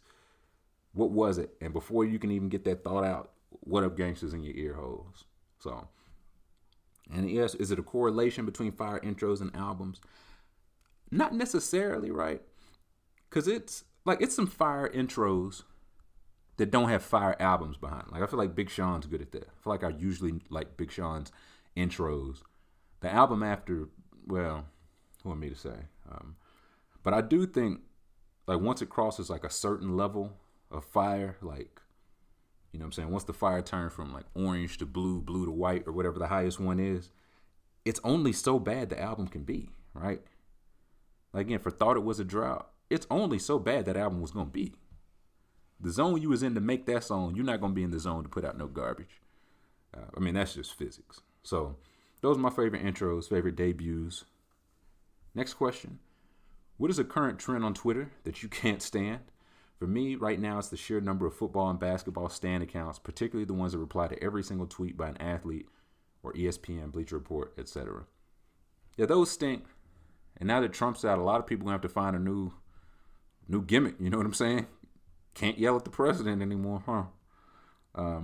But the trends that I can't stand on Twitter right now, all of them, literally every single one, each and every single one. The one you're thinking of right now, that one too. No, it's probably, and this isn't relatively new, but when people, like, when you dunk on people, but at other people's expense, that's like, if you're going to dunk on somebody, dunk on somebody. But dunking on somebody, you pulling somebody into the poster so you can dunk on them both. And the most recent example I've seen of this, I don't know if y'all have seen, dude, he was going to the Capitol. He's in a wheelchair, right? And so it was all the jokes, and it was just a lot of liberties taken about that, like to dunk on him, of course, but you're dunking on the fact that he can't walk. And that's where it's like, okay, you're trying to, like, at the expense of dunking on him, you're bringing in people that either can't walk or use wheelchairs or, you know what I'm saying, or in accidents or anything like that. So if you don't get your dunk on, okay, just dunk on whoever you want, right? It just feels like no need to bring other people into that. So that's probably my least favorite trend. Second is everything else, literally everything else. Next question. Any songs from 2020? You Can't Stop Running Back. For me, it's Golden Chrome by Currency. Got a couple of them. Like Running by 21 in Metro. Just the way the beat comes in and the way the beat goes out. Really just the beat. Right? The lyrics were cool, but the great beat, great sample. Luncheon by it's by Moneybagg, Black Youngster, and Yo Gotti. Like I typed it in the notes thing I'm looking at, and it corrected it to Moneybags, Black Ledge Youngster, and Yo Gotti. So that's their name now, Black Ledge Youngster and Moneybags Yo and Yo Gotti. Said Something, and also the remix, also by Moneybags Yo, and the Life Is Good remix. Like Future did his thing. Could have did without the baby, but Lil Baby closed it out strong. Like the baby, like he's a left-handed reliever. He came in, you just need him to hold the fort. He was all right, but Lil Baby closed it out like Mariano. So those are just a few of the 2020 songs. I feel like I hadn't heard too much new 2021 music. Future usually drops around beginning of the year, so I'm, you know what I'm saying? I'm tapping my toes, waiting on that one. Next question from Boy Leg. Boy Leg says, if your life, a real or fictionalized version, was a movie, what song would you want to be playing in your montage scene? I've always wanted to have Center Man by Nina Simone. A lot of Nina Simone talk today. I like it. Playing over me mentally, going over the edge my sophomore year of college, just disappearing, moving to the middle of nowhere in Montana. There's a healthy amount of drugs involved in this montage. Well, yeah, listen, when you said montage and song, the drugs were assumed. You know what I'm saying? Redundant. Mine is Dying to Live by Edgar Winter. What a great sad song. Like, it's just the perfect montage music, like while things are just falling apart. And then the movie just ends. Like normally, like after the montage, it's like, okay, things fell apart. How does he put it back together? Like it fades to black and then it fades open. It's like his eyes opening somewhere. No, this is like, yeah, he's just dead. The end. Surprise. So I'd go Dying to Live by Edgar Winter, a banger. Next question comes from Saul. Saul says, if you were offered to be spokesperson for an infomercial product, what kind of garbage would you sell us? And what would be your style? Would you use the tactics of George Foreman or a more OxyClean guy? This was, like, as soon as you said it, I already knew what my answer was going to be, Sal. Give me Ron Popeil's Showtime. You said it, and forget it. Y'all remember that? Nobody listening to this remembers that because everybody in the Discord is 14 years old, so nobody knows who that is. So, there used to be a thing called infomercials. They were like a commercial, but instead of selling comms, they were selling info. And so, Ron Popeil was an inventor. He invented something called the Showtime, set it and forget it. You put literally whatever, it was the grandfather to the air fryer. You know how that, like, you can cook anything in the air fryer? You can cook anything in a Showtime, set it and forget it, man. You can put like a whole ham in there, turkey, turducken, some chickens, multiple chickens, whatever you want, really. And he's like, you just put it in there, you sprinkle some rosemary on it, you set it, and he would point to the crowd, and the crowd would just yell, and forget it, every single time. They never missed a beat. So my style would be, I don't want to be like the Ron Popeil. I can't step in those shoes. I want to be like the incredulous person with Ron Popeil. He always had like an incredulous person. He was like a middle-aged white woman or white man that just could not believe everything he was saying. Like the Laurel to his Hardy, you know what I'm saying? The Pippen to his Jordan. And be like, I just do not believe that you telling me you can put this ham in here, a honey-baked ham in here.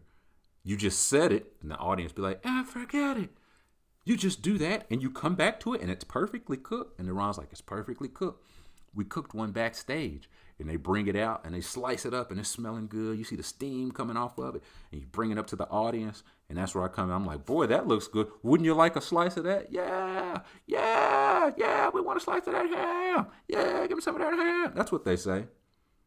That's what they say. And no matter whatever they cook, it always took like 17 minutes. It was like every single meat in the world. Like you can cook some of that cocaine hippo. I use some cocaine hippo, 17 minutes for a pound. Some of that meth gator, some meth gator rib tips, 17 minutes a pound. Maybe a 16 if you like it medium well. But nah, give me Ron Popeil. You said it and forget it. all day.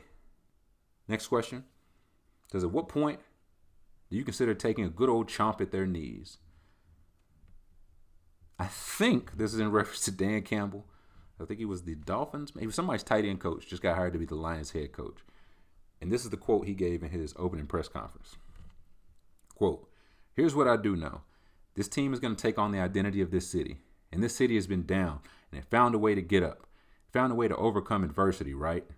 So this team is going to be built on, we're going to kick you in the teeth, right? And when you punch us back, we're going to smile at you. And when you knock us down, we're going to get up. And on the way up, we're going to bite a kneecap off, all right?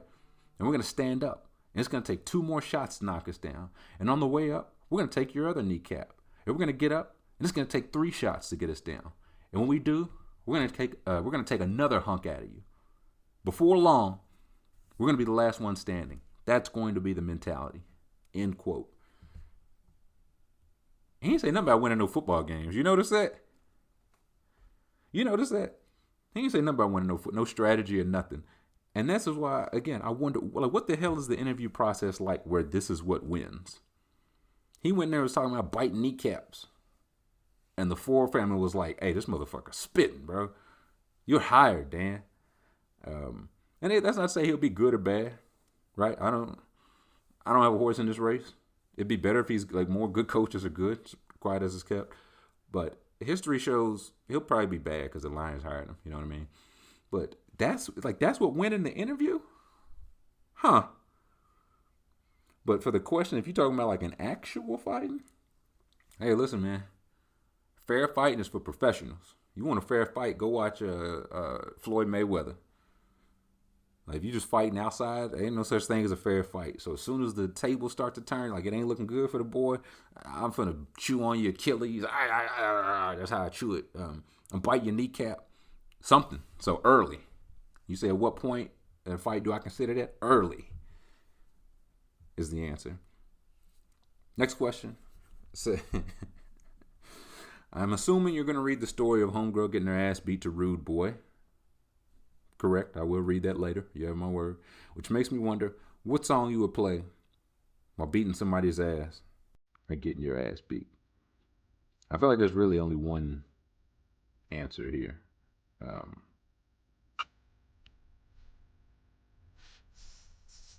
There's got to be war. Why can't we be friends? How could it not be this? That's when you're getting punched. You get punched in the stomach. Ooh! Ooh! Ooh! It's like they're hitting you in your stomach. And they harmonizing. You on the ground. You can't see straight. You gonna sit your pants and people just la la la la. Why? Please? Come on.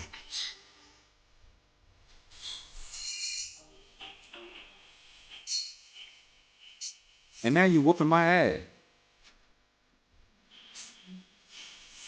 You drank my wine. You dirty bitch. You drunk my wine. And now we can't be friends.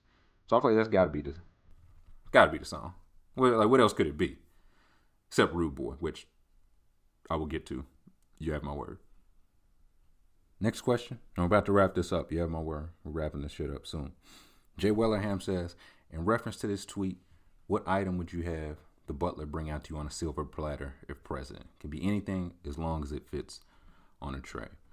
And the tweet is from Tom Newton Dunn at T Newton Dunn.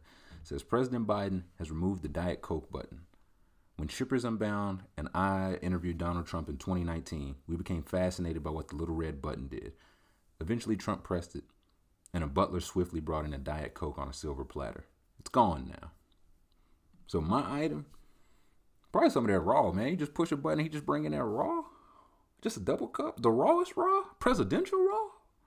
Either that or a cupcake. Like it's always like just the right amount of cake. You know what I mean? It could be like I just tell him my, 17 to 32 favorite kinds of cupcakes. And each time I push the button, I get a different kind. It's like, that was good, but I was hoping for another one. I push the button again. You know what I'm saying? So yeah, a raw flavored cupcake. Something to consider for you aspiring bakers out there. Next question. This is kind of a three-peat. All referring to the same thing. It was a controversy that apparently I missed, and I'm glad to have missed it. Gospel of Max, says, you ever eat in bed? Comrade Connor says, rings. I can't fucking read today, man. I had one beer, now I can't read. Gospel of Max says, you ever eat in bed? Comrade Connor says, ribs/wings in bed, yay or nay. And Basque says, I'm being yelled at for eating wings in bed.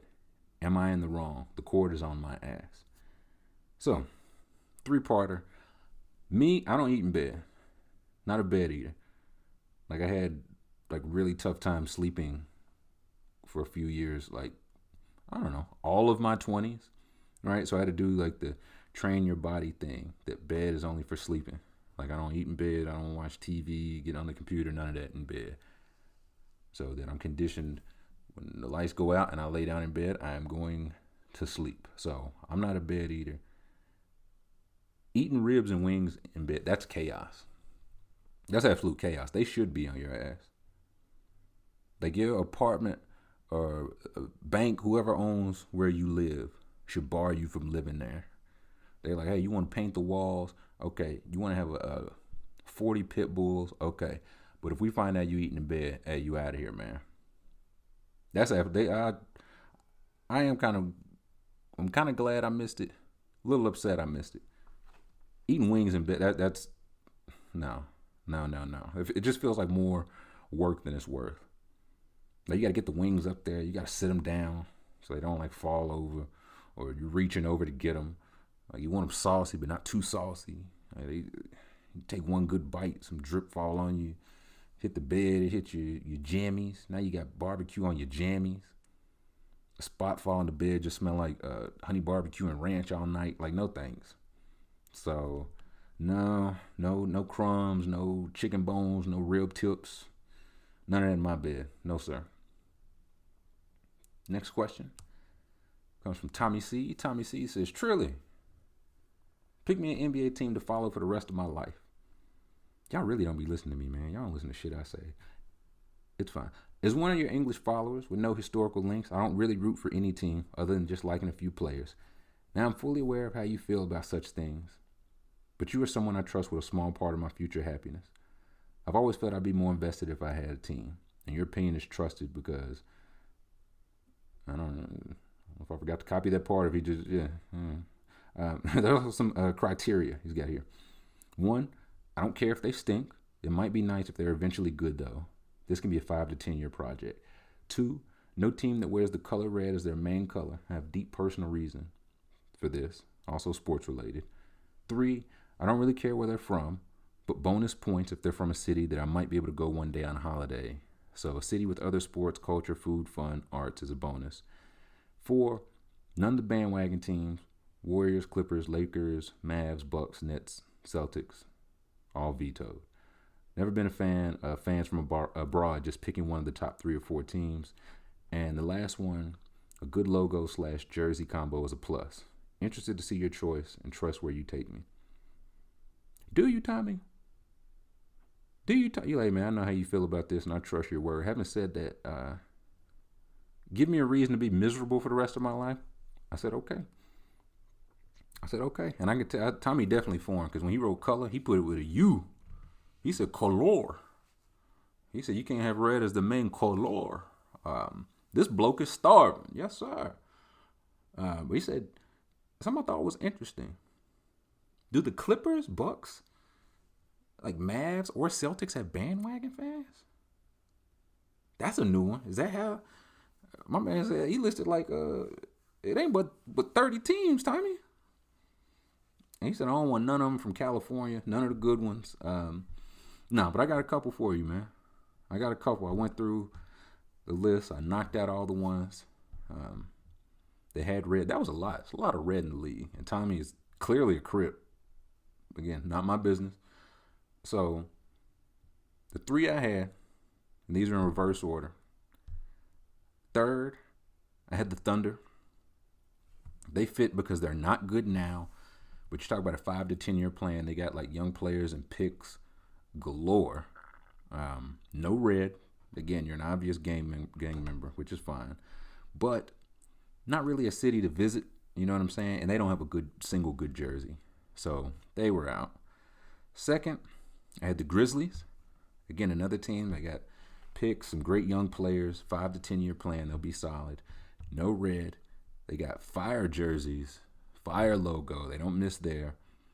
Culture is there. The food is there. But they don't have any other pro sports teams.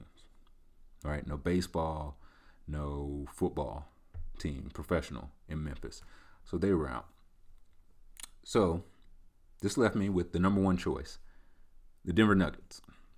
Feel like it's got to be the Denver Nuggets, right? Like they're good now, coming off of conference finals, but not great. Nobody would call them like a favorite. Nobody would say you like a bandwagon fan if you're a Nuggets fan. And they're solid now, but their best players are 25, 23, and 22. I think Porter's 21, 22. So 5 to 10 year plan, check. Red is that they got a little red as the trim, but not as the main color. You know what I mean? Not as the main color. That's how they say it with the U. Denver's a good city to visit, right? It's got the culture, the food, drugs. Catch a Broncos game, catch a Rockies game, more drugs. It's like good to visit on holiday. Whatever they call it, holiday. It's good. Like they're a good enough team. You could at some point like meet some fellow fans. Like, oh yeah, Nuggets fan, yeah, respect. But again, not big enough to be a bandwagon fan. And they got like solid jerseys now, but the throwbacks are fantastic. Fantastic. Like they changed the city and association ones every year, so they'll probably have some fire. But the old rainbow, the Fat Man jerseys, fire. So you're now a Nuggets fan, Tommy. Congratulations. You're a Nuggets fan. Next question. From Rare. Rare says, did you ever partake in or witness any fights in middle/high school? Here's a video from a fight in my high school a few years back. I'd like to hear your thoughts on this as well. And I watched the video. I mean, it looked like every fight video you've seen. And fight videos are hard to call, right?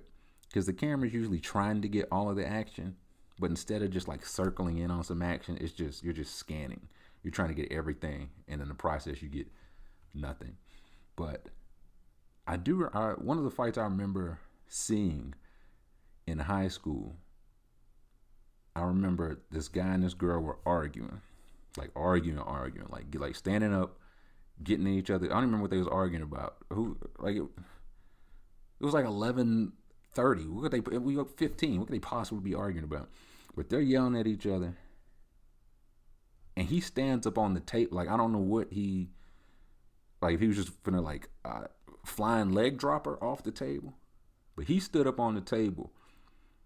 Then another guy stood up, and then they was going back and forth. I don't even know if it was like because he was young. I think it was because he's like, hey man, like I'm trying to eat my lunch. Get your dirty shoes off the table. And so the second guy, like literally, he grabs his legs, like in the movie where they just grab your legs, pull them hard under you, and you just bam, flat back, like they do on like the hood of a car in a movie. That's how he hit the lunch table. And after that, he like pulled him, dragged him, bam, bam, bam, got a few licks in. Like no fight really lasts that long in high school, middle school, nothing like that. But I'll just never forget just seeing that's got to have a name. That's got the double leg grab move, sweep back, folly down move. That was one of the more memorable ones I've seen. A memorable fight that I've been in. I remember I got in a fight in middle school one time. I was in 7th or 8th grade, one of them. And we had home ec, right? So in home ec, I made a pillow. It was a great pillow. It was a football pillow. Like I think that pillow is still somewhere in my mother's house. It was a tremendous, the best pillow, so I'm saying. So I don't know how two guys I know of, right? Like acquaintances, you would say. I wouldn't call them friends, but there wasn't no beef in between us. So they're starting, like they grab the football. We're outside after school, and they're starting to play, the keep away, monkey in the middle, toss it over your head. You turn around, run to one side. They toss it back over your head. Ha, ha, ha. It's a lot of fun. I don't really play that. You know what I'm saying? I don't really play monkey in the middle. And here's how you avoid monkey in the middle. You just go after one guy, right? You just find one of the guys that's throwing over your head. You just go after him. Then there's no more middle. You understand? So I found the lesser threat of the two guys. I remember we're outside, like waiting to get picked up after school. I remember I took his backpack. It was a time everybody had the LL Bean backpacks, with the monogram. You had your initials on it. So I took his backpack and I just threw it in the middle of the street. Like we went to school off of it wasn't the interstate, but it wasn't not a major street. You know what I'm saying? And I had to get him out of the pick. Like I could have individually, I could have whooped either one of them, but I knew I couldn't whoop both of them at the same time. So I had to, again, get one of the guys out the way. So I took his backpack, threw that in the middle of the street. Busy ass street, so he's trying to duck in and out, get his backpack. He's occupied. Light work. I go to the other guy's backpack because he still got the football at this time. I don't know why he left his backpack alone. I took his backpack. I just unzipped it and just poured all this stuff in the mud. Just let all this shit fall in the mud. Like binder, notebook, textbook, color pencil, all that. So he takes the football. I think it felt like it just rained, right? It was a muddy field. He takes the football, like bends down and is just like rub, like he's just trying to scrub the football into the earth, right? That's where he fucked up. Because while he's doing that and scrubbing, I just walk up and jump on his back, right? Like think of how like Triple H look after the pedigree, right? Like they're just down, you just on top of them.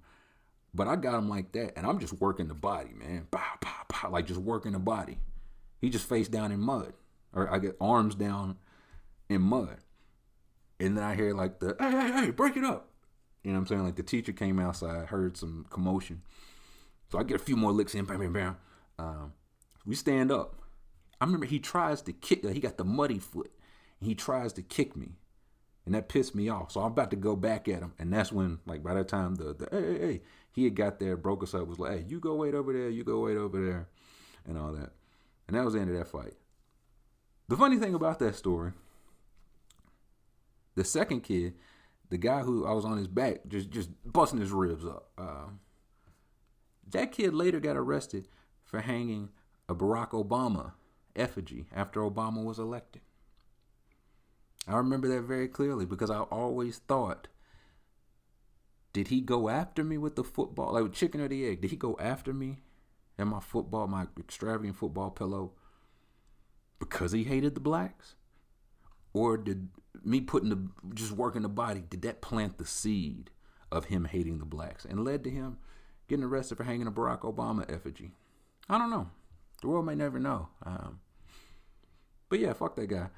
And I remember, I don't even think, like I know I didn't get in trouble for it, like not from the school, not from my parents or nothing.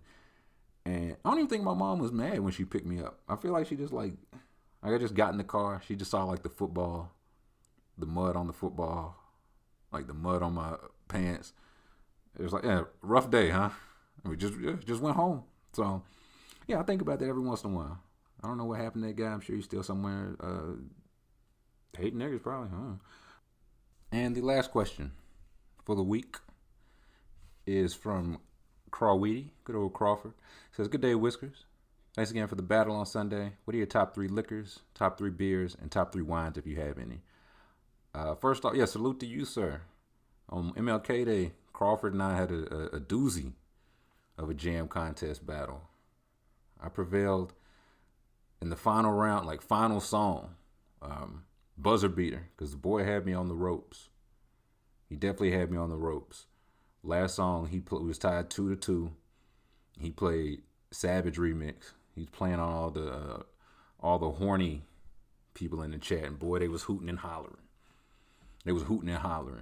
So I felt like there was only one counter to that.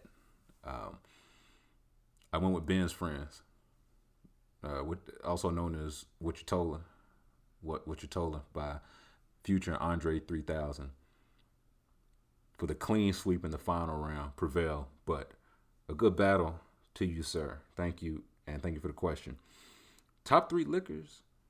I'm real mad.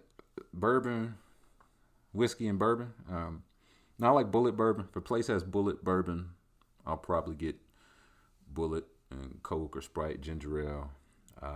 I like Brazilian rum. It started with a C. I can't pronounce it. Like white or dark. I had it at Fogo de Chao, and the shit's good. I like silver tequila. I think 1800. Like, I feel like that's the best kind for Ritas. And boy, do I love Ritas. 3 favorite beers. I like Victory. Victory makes one called Golden Monkey.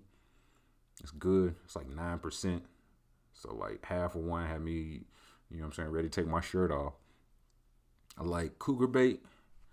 It's one from a Country Boy Brewing, a brewery in Lexington. Anytime I'm up or around there, try to stop in there and get some Cougar Bait. And Hoegaarden. Hoegaarden is I feel like I wish it would become like an on-tap beer. Like if Hoegaarden just became an on-tap beer, that would be my like go-to on-tap. Wine, I'm relatively new to the wine game. I don't have 3 favorites of those yet. They all taste the same to me. Like they're all good, but it's like, oh, okay, I like this one a little bit more than the other. But they all get me drunk. They all get me drunk. So red are my 3 favorite wines. Red, and white. That's my 3 favorite wines. Okay, as promised. So, again, Monday, after the jam contest, we got an all-time story in the chat. Like, it was just one of those, some song Rude Boy was played. And Sauce Boys, shout out to Sauce Boys.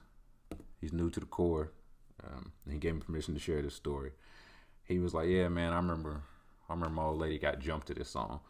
And we was like, what? Like, what? I think Crawford, it might have been one of Crawford's songs, actually, as I think about it. But at, like, time stopped. Everybody's like, hold on, like, pause the music. What? And we was like, okay, after the battle, you have to promise to tell this story. So as soon as the votes were tallied for the last, it was like, yeah, no, congrats, Crawford. Congrats to Withers. Tell this story. So this is Sauce Boy's words of how Rude Boy was playing when his old lady got beat up. And I quote, "She and another girl were like enemies. The other girl wanted to talk to me to make her mad. I didn't like the girlfriend as much. It was in middle school, so it worked like a charm. We had a dance coming up, and I planned to end things there to actually pursue a thing with the other girl. She found out about us talking through a mutual friend and decided to confront the girl at the same dance. Before we could talk, she approached the girl, and things got heated quick. She slid her a few hard jabs to start, but the other girl's friends were watching in full force like the fucking Power Rangers. They started jumping her, and I'm in the hallway watching like Sting. I figured we weren't going to last. There's no reason to get my Ralph Lauren scuff. I finally stepped in once they started stomping around. She asked me what took so long, and I lied. I said me and some other niggas were smoking by the parking lot. I couldn't break it off after in good conscience. We ended things a week later." End quote. That's a wild story, man. That's a wild story. Like somebody just getting beat up to Rude Boy, and you see it, you like, is that? They said, hey, Sauce, man, that like your girl? I said, man, what? And he looked in that, he just seen her shoes sticking out. They was just pow, pow, just wailing on her. He said, damn. He said, that is my girl. I mean, that used to be my girl. And then they started stomping her. You know, middle school girls, they stomp hard. They wear boots. And that's when he said, all right, enough. I kind of like this woman. I can't let you stomp her out like this. So like a gentleman, he stayed with her for another 7 days. And, you know what I'm saying? Then they went their separate ways. I feel like it was probably the best case scenario for everybody involved. Everybody wins. Right? I really should have gave like a trigger warning because somebody, I'm not going to say who, somebody got whooped on for like 10 whole minutes. But not me. Y'all be easy. But yeah, that'll do it for this week. As always, thank you for rocking with me. I appreciate you truly, sincerely. Please stay safe out here. Again, I will beg you until 2025. Man, that sounds about right. The 2025, please take this shit seriously, man. Please social distance when you can. I know you're getting restless. I know you're getting bored and tired, all that. I am too. I get it. But going out is not going to get us out of this, like, restlessness. You know what I'm saying? So wear your mask, wash your hands, social distance, And we will catch you next time.